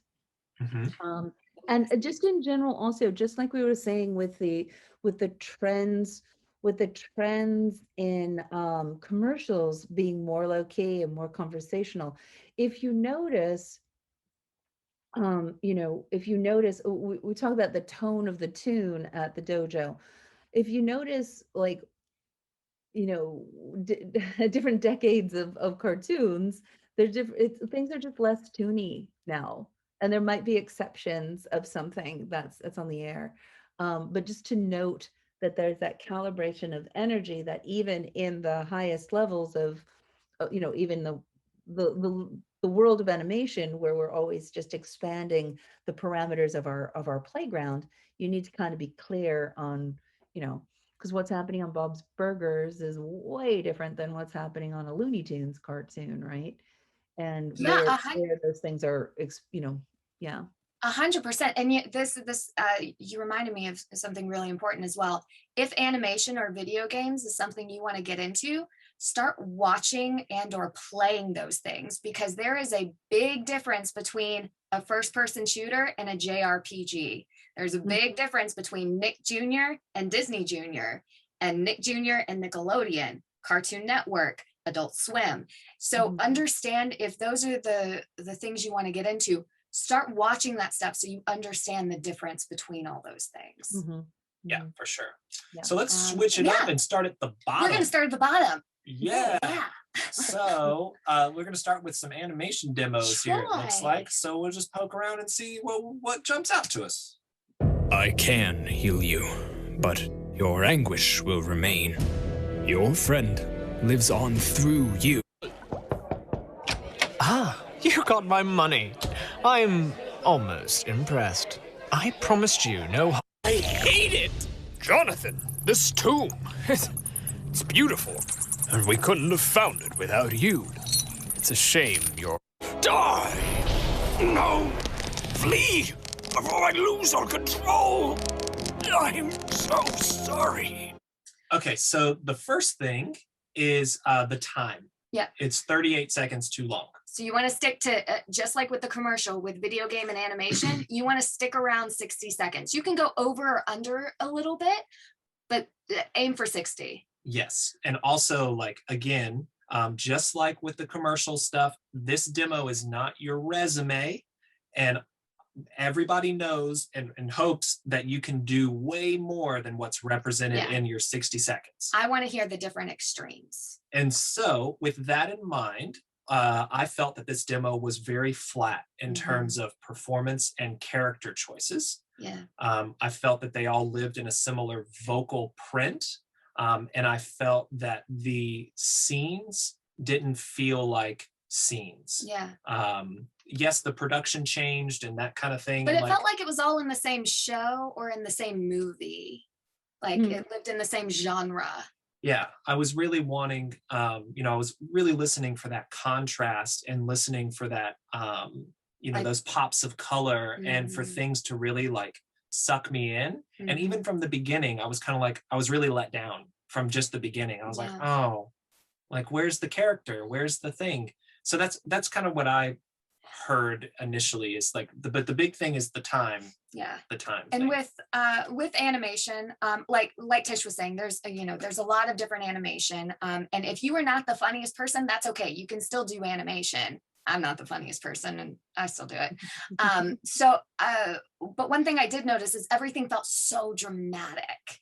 There was nothing really funny or light or anything that I would expect in the animation genre. It felt more, almost more anime to me, or it was just very dramatic. That's interesting. Yeah. Yeah. I liked the hero at the top. I think everything, animation goes fast, so we want to keep the specificity, but keep the pace too. So I hear the choices, but they're sort of long. I liked the action and the action scene too. Yeah, so it like good cake mix of like don't not do it, because like you've got the goods. I think it's continue to calibrate. Yeah, and it's just knowing, showing us your range, because I'm like, what does this dude sound high pitch? What does he sound like as a dad? What does he sound like as a weird little creature? Can he do other accents? Things like that just left me with a lot more questions. So yeah. Great. Let's see. Let's go up to Tracy. It looks like we submitted twice, so we'll just listen to this first one here. Tracy Reynolds. What's a cat gotta do around here to get some me time on the windowsill? Oh, it's a family name. Don't worry, Mayor Godfrey. Just here. Dum-dum-de-dum. A perfectly behaved love, bliss, and fulfillment. Okay, so for me, similar notes. It's way over time. It's another 30 seconds too long. It needs to be 60 seconds is the target. For me, a similar note was I felt that from moment to moment, there was not a strong differentiation of character. And even though the vocal print changed in terms of like, this one was a little more lower and this was more higher, this one's younger, this one's older, they felt like just vocal tricks as opposed to believable characters that were grounded in a scene doing a specific thing. And I think that's such an important thing to bring up, is just making sure that with these animation demos and video game demos, the casting directors, it's not their job to bring the imagination to your demo. It's your job to make sure that the scene and the action is crystal clear. So that way, when somebody who is developing a video game and they had a windfall of money and they want to hire, A-list voice talent and whatever, and you present your video game demo to them, that thing comes out swinging for the fences, that they're like, whoa, like my game's a sci-fi game. And that's a sci-fi thing. Oh man, like that could be our hero. Or, oh man, like my game has an evil villain. And oh man, like that person is like so villainous and dark. I want to hear an audition from them.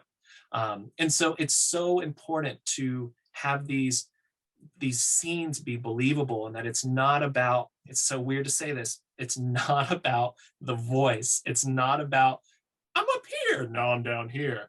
It's about using that ability and channeling it into fantastic acting and scene work. One example that comes with the cat. I love the cat. Like there were some great voices throughout there that I was like, oh, that's cool. Oh, that's cool. But how can you put action in there? Like the cat sitting on the windowsill. So like, can you stretch when you're talking and make it like a scene? And so I'm like, oh, she's a stretchy cat. She's a lazy cat. She's a lazy cat. So how can you infuse the physicality in each character? That's what we're talking about. That's what we felt like is missing when we don't want just a cool voice. Exactly. That takes it to the next level. Exactly. And Tish, you were going to say something. Yeah, another one of our favorite Fight Club directors, Kal-El Bogdanov, is really all about the negative space. Where are you? What are you in relationship with? What are you touching? Where are you sitting? What's happening physically? What are you doing physically? That just how important that is to anchor, that you put the voice in that. So just another variation on what you just said. And also you don't need to slate for demos. Yes, please don't worry about slating for please demos. Don't slate. Oh yeah, for demos. But yeah. Shelley asked, can you articulate more about what vocal print? What does that mean to you guys? Oh, vocal print. Like I have a very nasally sound to my voice. That's just who I am, and that's what I was born with. And so that would be a vocal print for me. Whereas Brittany has a different vocal print. So if we were talking about like for character vocal prints, like what is this up here versus what is this down here? And this down here, like what is the vocal quality that's coming out of you? Yeah. So it's like the vocal print, like what it sounds like, you know. The quality of the voice. Yeah, the quality of the thing. Yeah.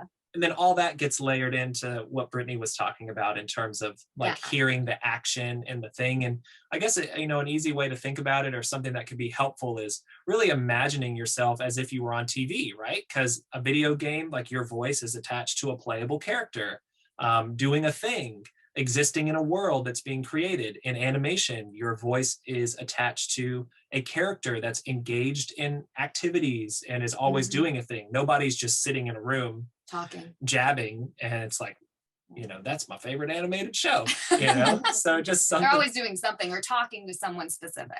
Let's see. Sebastian? I'm trying to find a video. There's a game trailer demo. I'm trying to find one that's like a video game demo, but I don't know. Okay, we'll just go to the maybe character demo. Yeah. Where's that one? Avery. Oh, this one, right? That one I'm on? Yeah. Oh, no, the one above. Let's try that. I don't know. Okay, let's go with this one. Well, this one says final. Let's go with final. That all-powerful wand is wasted on that prissy little princess. She's probably using it on sparkles and ponies. Blah! I, master of all evil, would use the wand. Let's see how you do against me. There's some athlete's foot in the bathroom that used to be on you. People don't have problems. I just found out my daughter can't get into Harvard. She has to go to Yale. Yale! Her life is over. Puts people first. It means investing in something we can all believe in. Frost Bank. That is so, I loved a lot of that. And did you guys notice, like when he was doing the crying thing, like I was like, oh, I can see this scene. This is like a dad ugly crying. That's so funny. I will caution you, Avery, and anybody else who's putting together a character demo, be careful about putting a scene that's in an actual animated show, because that first one is from Ludo from Star versus the Forces of Evil. And I was like, oh, that's Ludo. That's not the voice of actual Ludo, the character. So if you were going to use a script from an actual show, rewrite it so it's more appropriate for you and the character you're creating, as opposed to just ganking it from the show. Because to me, that immediately pulled me out, and I can't tell you what your voice did. I was just like, that's not Ludo, that's from, interesting. Yes. Again, just remembering who this demo is for. And in this particular situation, sending this to an animation casting director who, in the world of animation, especially when it comes to casting, it's like a neighborhood. I mean, it's like everybody knows everybody. It's like, front porch sipping iced tea kind of small. Yeah. So odds are really, really high that that person is going to instantly clue in on that as well. And I mean, like, Brittany's not a casting director, and I just work in animation. And she just works, and it just consumes the world and is exists in this world as a participant. And she was able to zoom in on that, and it was an immediate detraction from the character that you were creating. But I will say, after that, loved the voices. I was wanting to hear more. I liked the range. It made me want to listen to the whole demo.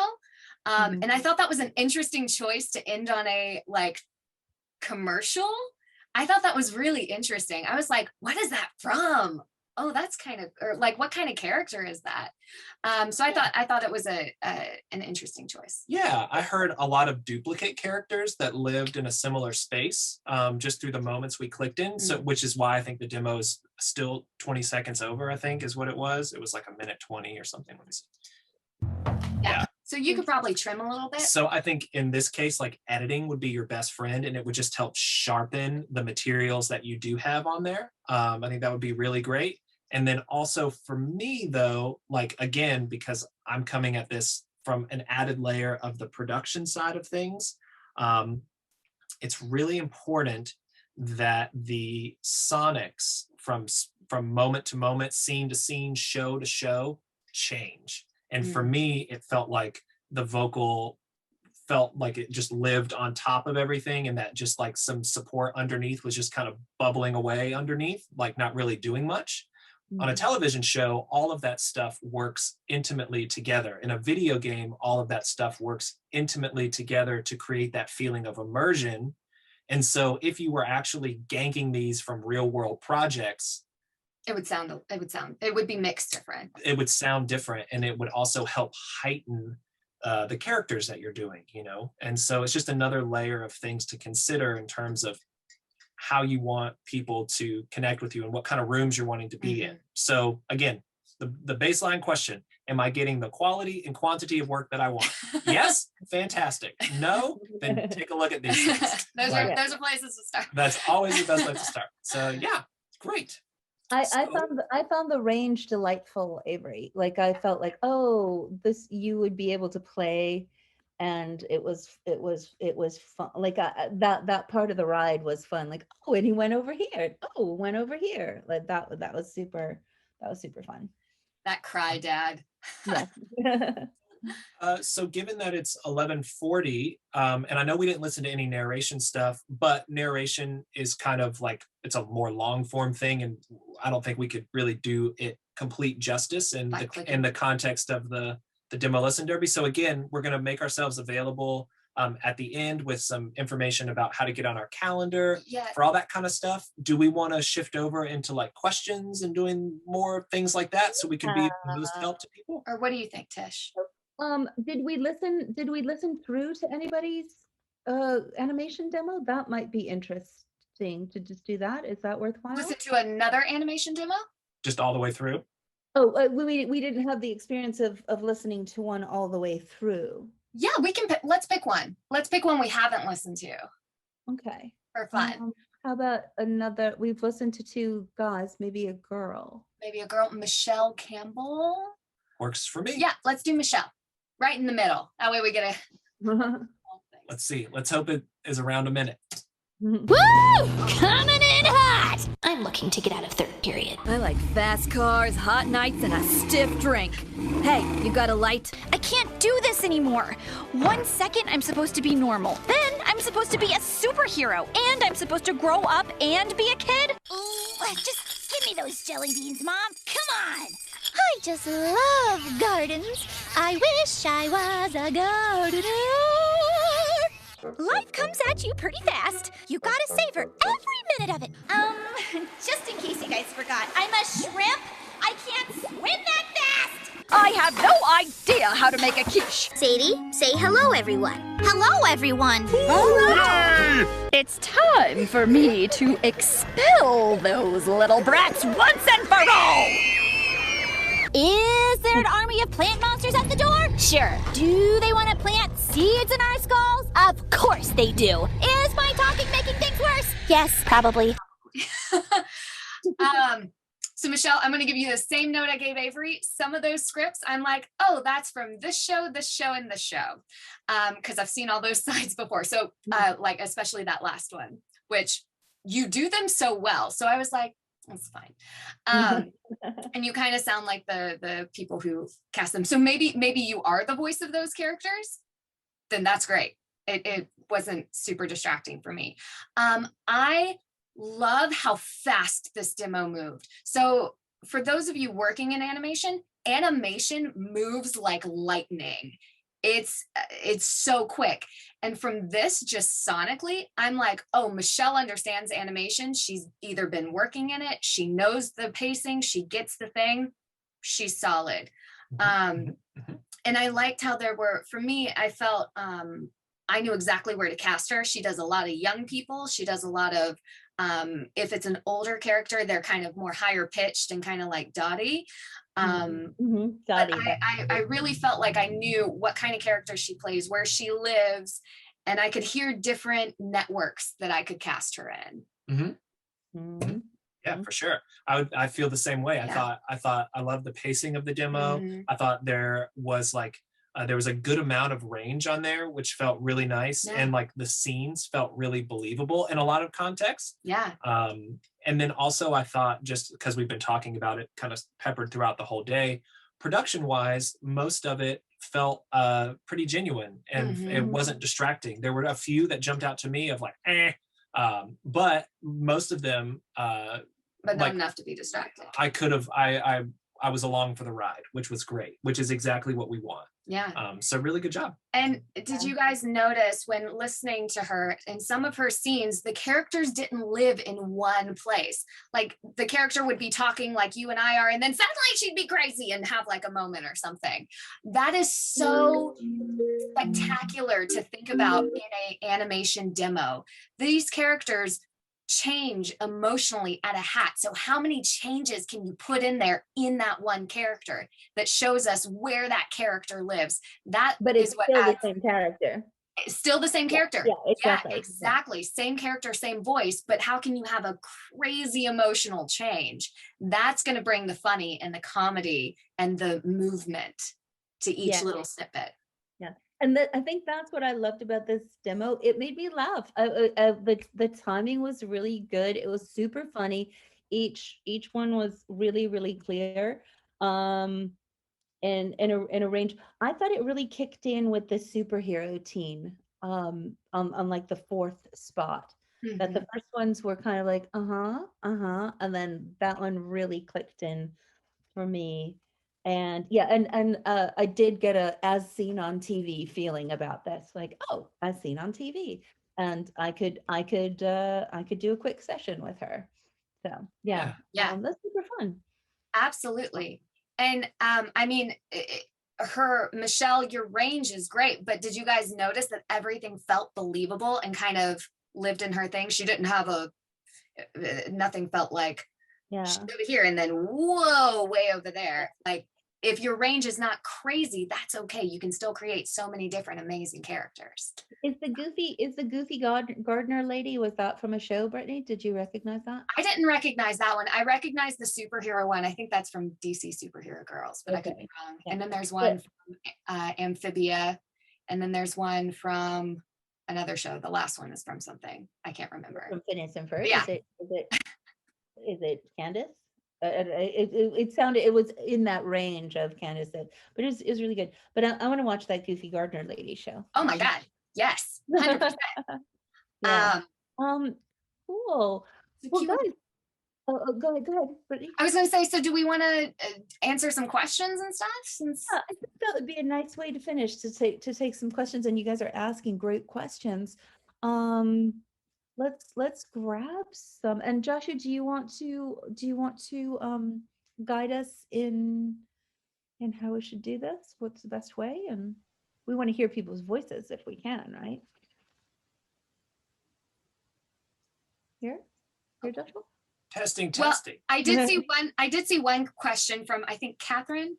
Yeah. About since we're talking about animation, do you recommend writing your own copy or digging for unknown copy? Well, that's a great question. So I would say if you Depends.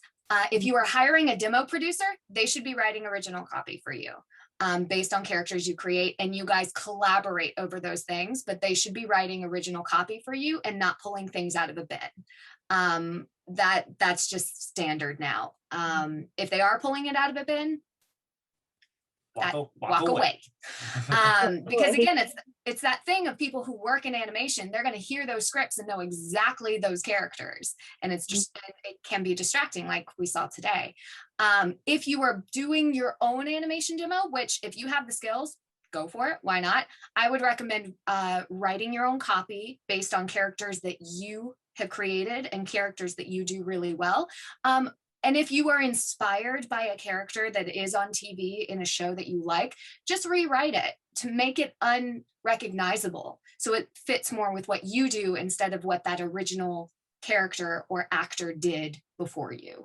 Yeah, exactly. Kind of treat it like a inspiration. Inspiration, yeah. Like, you know, a villain is a villain is a villain. Yeah. So if you do a voice that's very similar to a particular villain that's on like TV. Like if you do an Eartha Kitt thing, you know, from Emperor's New Groove, great. I just don't want to hear you say Cusco or Crunk. Right. It's just like put yourself in a different scenario with a different group of people. Yeah, exactly. In a different conflict, these things. Conflict. Yeah, conflict. Whatever. Yes. Yeah. And then I think there's an interesting thing with animation demos that we do kind of want to maybe hit archetypes or something like that. But then you also don't want it to be like, okay, there's the this, there's the this, there's the this, there's the this. Like, or we need it to hit all of those things, but we don't want to feel like there's your perfunctory witch, there's your perfunctory nice mom, right? You know, there, you know, so if it, how do you cover those bases and make them yours? And then also the quality of what's on TV right now in terms of animation and writing and stuff, freaking brilliant.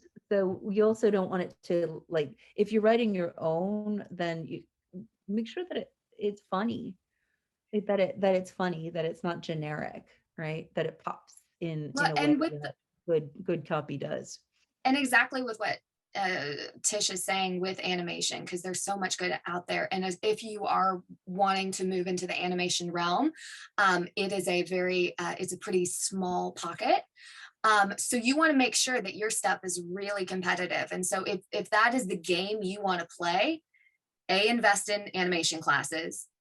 B, when you want to make your demo or want to change it, whatever, get an animation demo or get a new one, make sure the demo producer you're working with, if you choose to hire a demo producer, which I highly recommend, make sure they are working in animation and that they actually work in the industry. Because for people like Tish, Ryan, and I, who cast and record and direct in animation specifically, you can hear instantly when something's not right. And somebody doesn't understand the pacing of animation or the production or all those things. So just things to think about. Yeah, and I would say to zoom out and make it applicable to everything that we're talking about, both commercial, video game, animation, narration. Like, you know, if you're going to participate in these worlds, it's important for you to understand the world that you're participating in. And to make sure that what you're bringing to the table is on par with what is expected. You know what I mean? And so there are certain quality standards, just like a restaurant, right? If you go to a 2 Michelin star restaurant, there are expectations that need to be met in order for you to like experience that restaurant as a 2 Michelin star restaurant versus a taco stand which, or whatever. And both have their merits. Yeah. And both are fantastic. It's not to say this one is better than this one, but it is to say, understand where you're wanting to be and really have the gumption and the kind of drive to educate yourself and to invest time in understanding what these differences are. Like, what is the difference between Cartoon Network and Nickelodeon? Why does Nick Jr. feel a certain way? And why does Disney Jr. feel a certain way? Why does Jeep feel different than Toyota, you know, and just getting a sense of where all these things live and breathe. Well, you would be amazed at how much faster your ears will develop and your sensibilities will grow, that will help you be more specific about how you should present yourself and the things that you connect with as an artist. Yeah. Yeah. Excellent. Great question. Yeah. All And good questions. that just made me think of a really cool. I'm like making up blue belt curriculum right now. Blue belts, blue belts is part of the Administrative Mastery program that where we focus on your demo production. I'm like, oh, that would be a good excellent. Okay, cool. Yay. Yeah. Joshua, do you want to guide us through bringing some people's voices and the finishing up the questions here? Yes, we'd love to hear your questions. So folks, you can raise your hand by clicking the participants icon on your computer or mobile device, or for some folks, it's the reactions button. And that's how you can raise your hand, and I'll call on you and love to hear your voice. So let's go to Catherine. Hi, me again. Sorry, can you see me? Hear me? Whatever. Hi. Hi. So I asked a question earlier in the chat because I'm also a musician. My husband is a musician, and so I sort of just dabbled in producing my own demo. Also, hello Tish, it's been a long time. How are you? And I just was curious, like, what specifically do you mean by what is overproduced? So like in music, overproduced, I'm wondering if it's different than what is overproduced in voiceover. That's my question. Perfect question, because we were actually, because Ryan does music as well as voiceover, all things, we were just talking about that. Yeah. So trying to see what is the most helpful way to explain this is because it's all relative, right? It's all a sliding scale. There's a big difference between Nirvana and like a Bob Dylan song, right? Like there's a huge gap there. And one thing that works in one genre doesn't mean that it's going to work in another. And so the answer really comes back to exactly what we were talking about in the animation world and having an understanding of what things sound like and where they live. Is it really comes back to education and having a knowledge of like, this is where commercials live and how they are produced and how they sound. Overproduced to my ears a lot of times translates into dated, because it was a trend to really push and compress and to like over compress, really knock it, like, I mean, just fucking smash the crap out of it. Sorry kids. And it's great. And so that was a trend and that was great for a period of time. Now it's a lot more about being natural. It's a lot more about the music and the voice working together and not coming out of the gate swinging for the fences. It should feel a lot more inviting and these things. But again, it depends on the client, depends on the brand. Music choices vary from client to client, brand to brand. Even within a brand themselves, they have different demographics that they hit with certain commercials. And with different regions, and depending on if they're doing a Spotify ad versus a television ad. So It's just understanding those differences. Yeah, and so it really, all of it comes back to knowledge.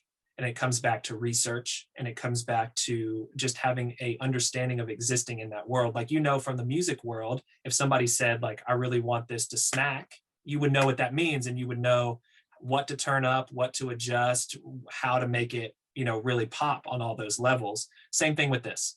Somebody says, I want this commercial to feel really natural and easy.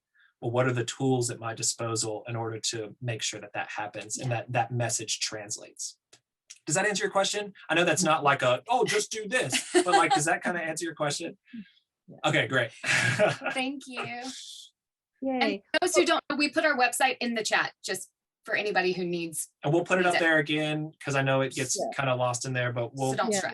No worries. We're coming to the top of the hour. I think what I would like to do is let everybody for those of you who need to leave at the very top of the hour, let's take this time to say what the offer, what we're offering to continue on with, and how to reach us. And then please do, guys, please come talk to us more. Hopefully this has opened up all sorts of things, and hopefully you have other questions. And again, you know, if we didn't get to your demo, it's just a matter, this is constraint of time, not anything that has to do with anything. And then if you guys have another, I don't know what your time frame is. Do you have another couple of minutes to take some more questions, or are you guys? Yeah. We can take a few extra questions. It's no big deal. Awesome. Cool. So why don't you guys say this out loud and see it in the chat? And yeah, absolutely. So I posted our website in the chat, which is just nextlevelvoicedemos.com. And on that website, we offer a free 15-minute consultation with that zero obligation, no nothing. And this is what we're, you know, making available to you guys, is you can click that link, or there's also a direct email that you can send us an email and set up this 15-minute chat. Yeah, and we can, we're happy to chat about our demo process. We can also go more in depth about your demo if we listen to it, or if we didn't get to your demo, we will absolutely give you feedback on your demo. So right, yeah, just you know, we're absolutely here and available. And like Tish said, like, please don't hesitate to reach out. There's no question too small or whatever. And we're here to help. That's why we do what we do, and that's why we do this event, and you know, all of that stuff. So please, like, go to the website, nextlevelvoicedemos.com. It's also in the chat, and there's a little contact thing that you can get on our calendar that way, or just send us an email, and we will make sure that we chat with you soon. And there's no time restriction. It's not like you have to do it right now before 2 o'clock. We're not going anywhere. We'll chat with you whenever, which is great. So yeah, super awesome. Look forward to hearing from more of you that we didn't chat with already today. Right. Yeah, and in terms of staying in touch with the dojo, Joshua's going to post some links for you. What we call our 15-minute chat a voiceover once over. So you'll either talk with me or Diana. So here's the links. And then for being here today, we would love to share with you 2 offers. One, if you're at the beginning of your journey or middle of your journey, or you know, even if you're like coming back to your journey or something, we would love to offer our introductory course is called You Should Do Voiceover, and we would love to offer $100 off of the April session that's coming up for being on this call with us. So you can touch base with Diana at thevodojo.com and let her know that you are on this call to get that discount.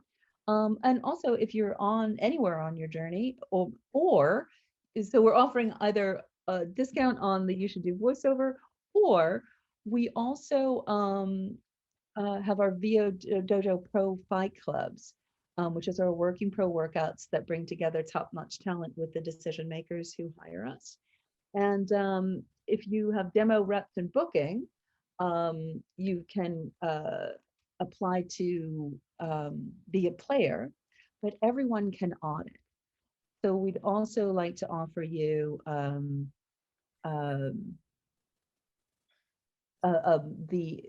we have an offer for an I'm sorry, we have an offer for auditing 4 fight clubs in a month. So we'd like to offer you this membership, a free. We'd like to offer you the membership of $99 for 4 audits. They're usually, it's a $200 value for half price, and so touch base with Diana and talk about one or the other of those. And, highly recommend. Highly recommend. Yeah. And if you're further on your journey, also, we will meet you where you are. So call in and see what's going on here. We meet you where you are to take you all the way. So yeah. And those fight clubs are awesome. Yeah. It's super good. Who's coming up? Chuck Wedge from Leapfrog, if you have little voices.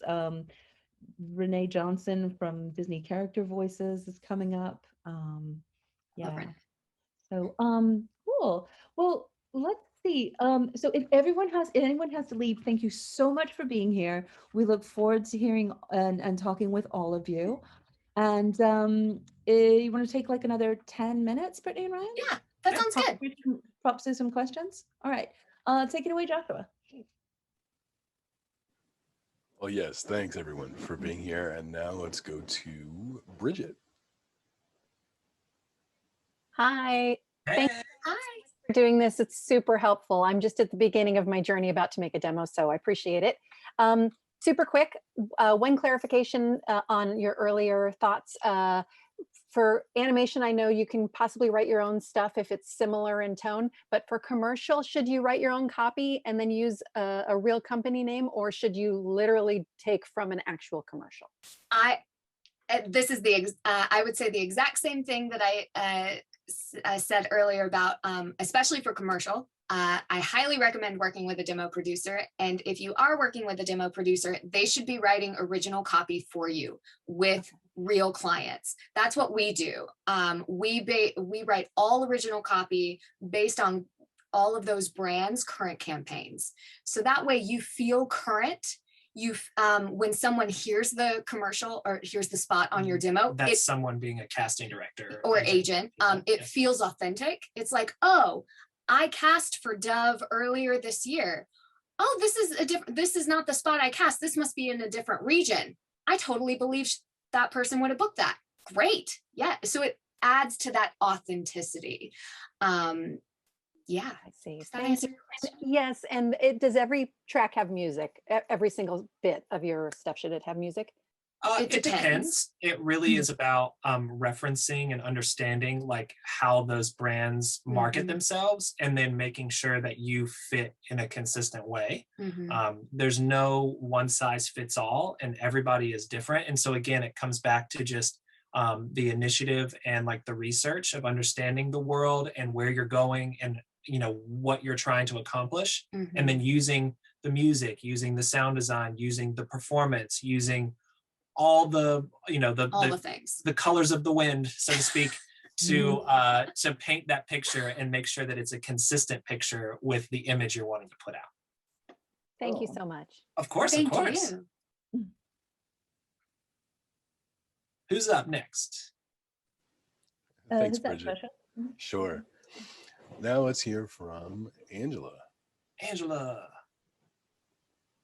Hi, everyone. Thank you so much for listening to my example, my demo. I created that demo because, and this is where going towards my question.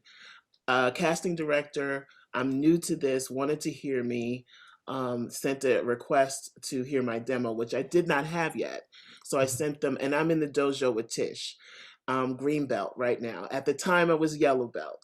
So they wanted to hear as many commercial samples as I can get them. What should a person do who is in my predicament that did not have a demo, but you have a casting agent that wants to hear something? How do you do that? That's a great question. And I love your glasses, by the way. Oh, thank you. Thank you. And it's a lot simpler than you would think. Is what we always recommend for people in that situation is to, like, let's say as a hypothetical that your client is, I don't know, I have a Bob Ross bobblehead because I'm a huge fan of Bob Ross. So let's say Bob Ross is our client, all right? Yeah. And so you're like, hey, Bob Ross wants to hire you for this thing. Send me some commercial samples that you've got, blah, blah, blah, blah. We'll just say, great, is there a script? I'd love to give them a custom audition so they could hear me on their stuff. And then you just record that. And that way you don't have to worry about music. You don't have to worry about sound design. You don't have to worry about like dressing anything up to feel like something it's not. You can just audition. And it makes it makes them feel like, oh, they really care about me. And like they want to put extra attention on what I want, what I'm looking for. And everybody's super open to that. And even in casting as well, they understand that everybody's at a different point in their journey. So next time, if a casting person, and for anybody else, if a casting director reaches out about, hey, send me your demo, be honest and be like, I don't have one yet. Is there something specific I can send you? Yeah, like I'd love to send you a custom audition. Yeah. And then that way you can just simplify it for yourself, and they're also getting something super tailored to what they're after. Excellent. Thank you so much. I appreciate You're so welcome. Cool. And just for proof, Bob says, yay. Tired. Yeah, it's time for a couple more questions, maybe one or two quick ones. And now let's go to Avery.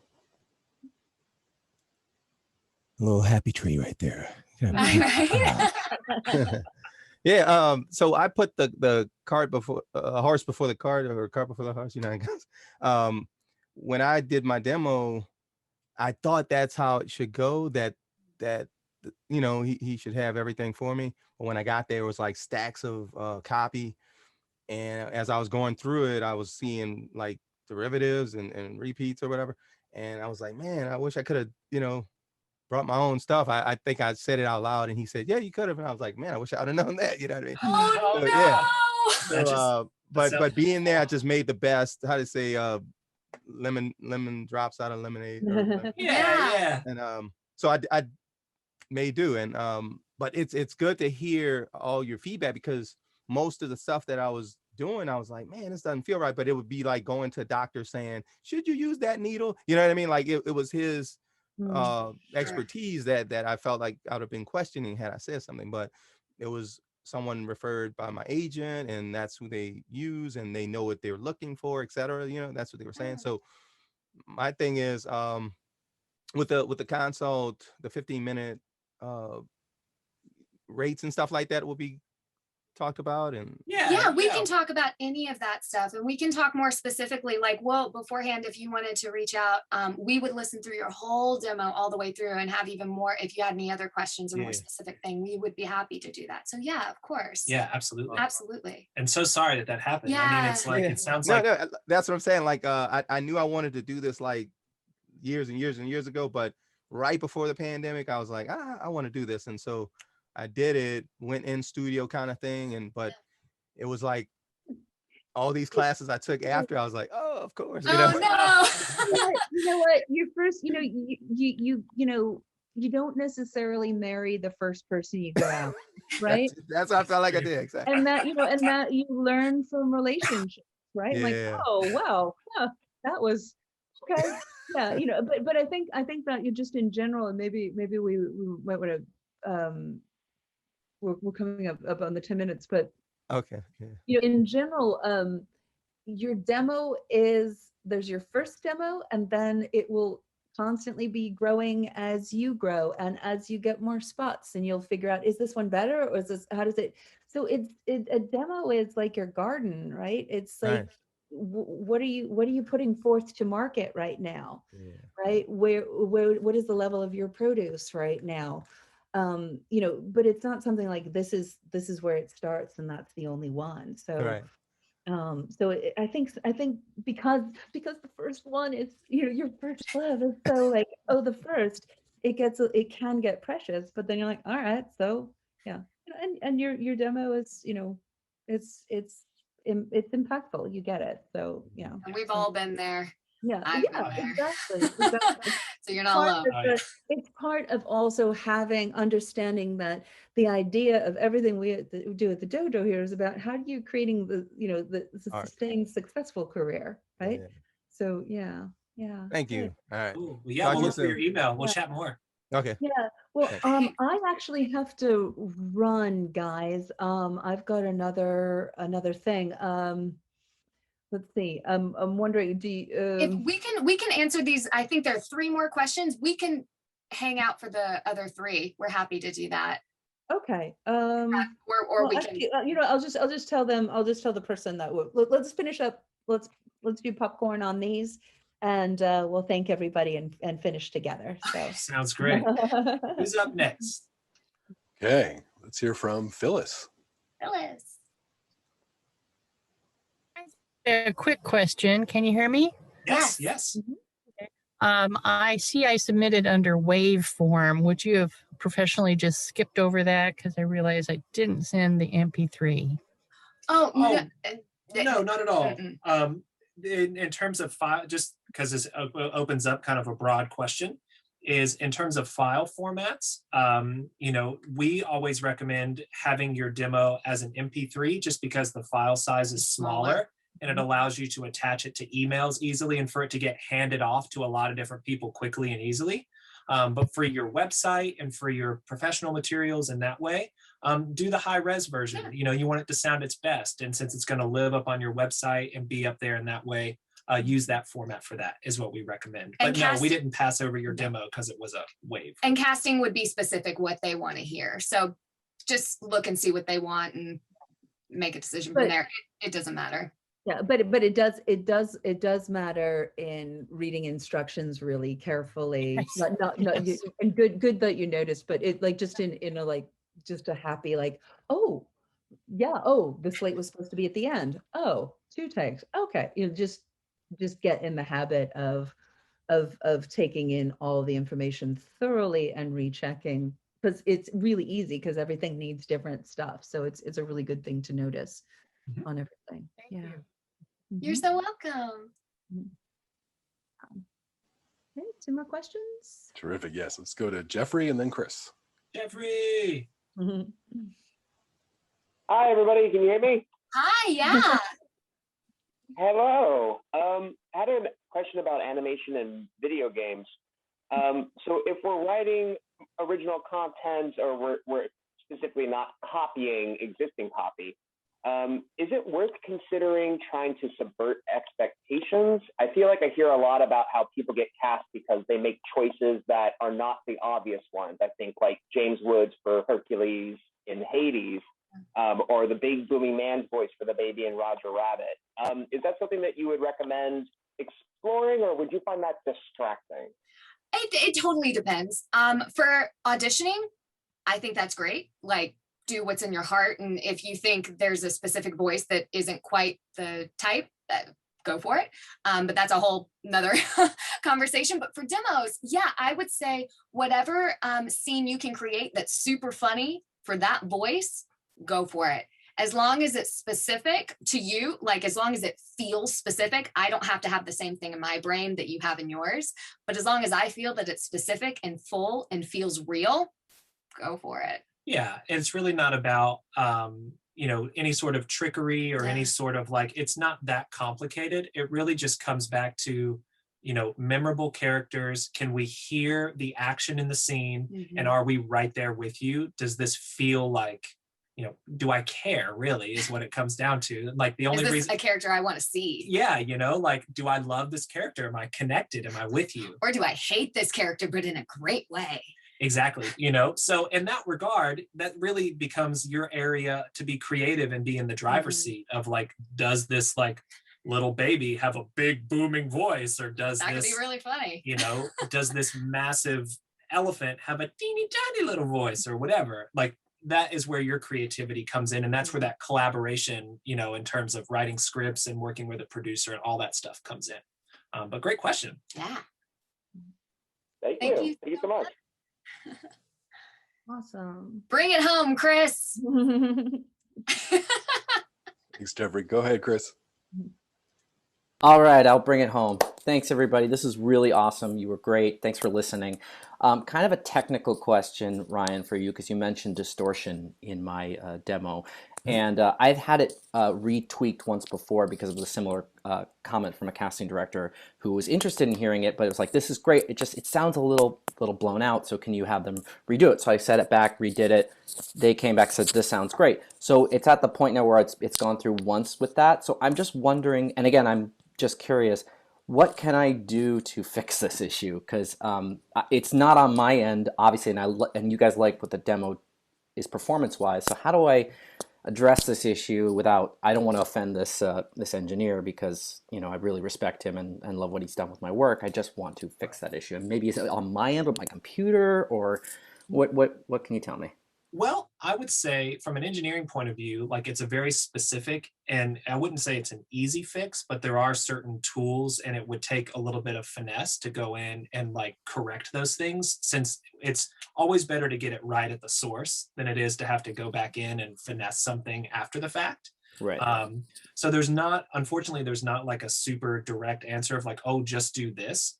I mean, what I would do if I was in your situation is I would, like, in the most respectful way possible, I would go back to the engineer and just say, hey, this is better, but I think we can do better, you know, and like keep that train moving, that it still feels like really hot. It's really aggressive in terms of how the vocal is coming across. And then, I mean, yeah, I'm not really sure. Like, we've had people where who have worked with engineers who they have not loved the product, and so they've asked for their raw or just the vocal, and then just send it off to someone else to fix those issues. So that is something that has happened before. We've dealt with a couple of clients who have had that, where there was something funky with the engineering, and they just asked for either the raw takes or just the vocal. Yeah, and it can be kind of finessed in that way. But yeah, And- like, I'm it's so sorry. super lame. No, that's okay. But similarly, I mean, because you mentioned this too, is that they all kind of sounded on the same, like radio sounded like the commercial and that sort of thing. Is that an engineering fix? Like if I had the raw files and was able to say, hey, let's bump this one to make it sound a little more commercial or a little more radio, would that be something that could be done? It is, yeah. What you would need is you would need access to like having the vocal comp, whatever the finished edited performance is, separate from whatever production is layered underneath it. So that way, and that's what Brittany's talking about, of like, if you can get a hold from the engineer of like just the vocal stuff, then the music underneath or whatever can be changed, or the volume can be altered or whatever. A lot of stuff comes back to like the mix and to, you know, like, again, like even from an engineering point of view, it's important for us to keep with what's on trend. And so like, it's really a full circle thing of like, you as the performer understand what the expectations are, and us as the engineer are supposed to understand what those expectations are. But like, if you wanted to chat more specific and get super in detail about it, like please shoot us an email and we can brainstorm some ways to like get that fixed for you. Cause I know that's super annoying. Yeah. Thank you so much. You guys are awesome. Good. I'm going to answer one more super quick question from Lauren in the chat about singer actor turned voice actor. Sneaking and singing or sing-song line. Yeah, I think if you sing, actually put something in. You also ask about a separate jingle. Yeah, jingle is like its own little ecosystem. How a jingle gets cast and what the requirements is more along the lines of being a session singer. And different people cast it, and it's a little bit different process. So you would prepare in a different way. But yeah, you guys have quick thoughts on singing in your demos? No, I mean, like our recommendation is that like, if you are like a singer, like that's Broadway, like or that's like what you recorded. do, then we always recommend keeping that on a separate demo that you can just kind of be like, oh, and here's all these other things I can do. And it becomes more of a supplementary thing, because with these demos, whether it's an animation or commercial or whatever it is, you only have 60 seconds. And a lot of times when you go from like, hey, I'm doing a thing, to like, la, it's very distracting. And so keeping that stuff separate allows you to really highlight the strengths of both. Here's me doing my thing, and then here's me doing my other thing. That's is cool. usually our recommendation, just to keep it safe. That being said, if you like are in this character mode and like this character is like breaks into song or something on your animation demo, like go for it. You know what I mean? But like if you're a singer and you're like, hey, I have these animation chops and I can sing in character, just put that on a little separate thing. You know, and just that way it all comes together and it's not confusing for anyone. Excellent. Well, guys, we thank you so much for your extra time. We're going to wrap up. Joshua, do you want to just say one more time how people can keep in touch with Dojo, and then you guys say one more time and the offer here? So Sure. Well, folks, it's been so great to hear you, to hear your demos, and to see you here on our screen. And if you'd like to continue to connect with all that we're offering here at the Dojo, more than anything, we just encourage you to contact Diana at thevodojo.com. And she'll take great care of you. She'll answer your questions, whether it's about you should do voiceover, and that's how you would access the $100 off offer, or Fight Club, where for our membership, normally, if you're auditing a Fight Club, that's $49, per Fight Club, so $200 for a month. But we're offering that, that first part of the membership, which is normally $99, completely for free for your first month, if you want to, get in and see what it's like to be with those casting directors. And Gosh, with all that said, thanks for going overtime here with us today. And Brittany and Ryan, we'd love to hear about how to, stay in touch with you too. Yeah, absolutely. We threw our website in the chat. Again, it's just nextlevelvoicedemos.com. We're easy to find. It's super easy. There's a button you can click that'll take you to a calendar where you can pick an available time that works for you. Or there's also a direct email address there that you can get in touch with us, and it goes straight to us. So please reach out for any questions, thoughts, comments, more feedback, all that stuff. Poke around on the website, listen to some demos. Stalk us. You'll see a picture of our dog. It's great. It's wonderful. Thank you guys so much for joining us. Like, this was really fun, and it was a blast listening and chatting with all of you. Like, we're really excited to chat more with more of you in the next couple weeks. Absolutely. So, thank you all. Thanks, Brittany and Ryan. Thanks, Joshua. Thanks, everybody. Hope you have new light on the whole subject of your demo in particular and demos in general. So we look forward to seeing you again very soon. Thanks so much. Bye, guys. Bye, guys. Thank you. Bye.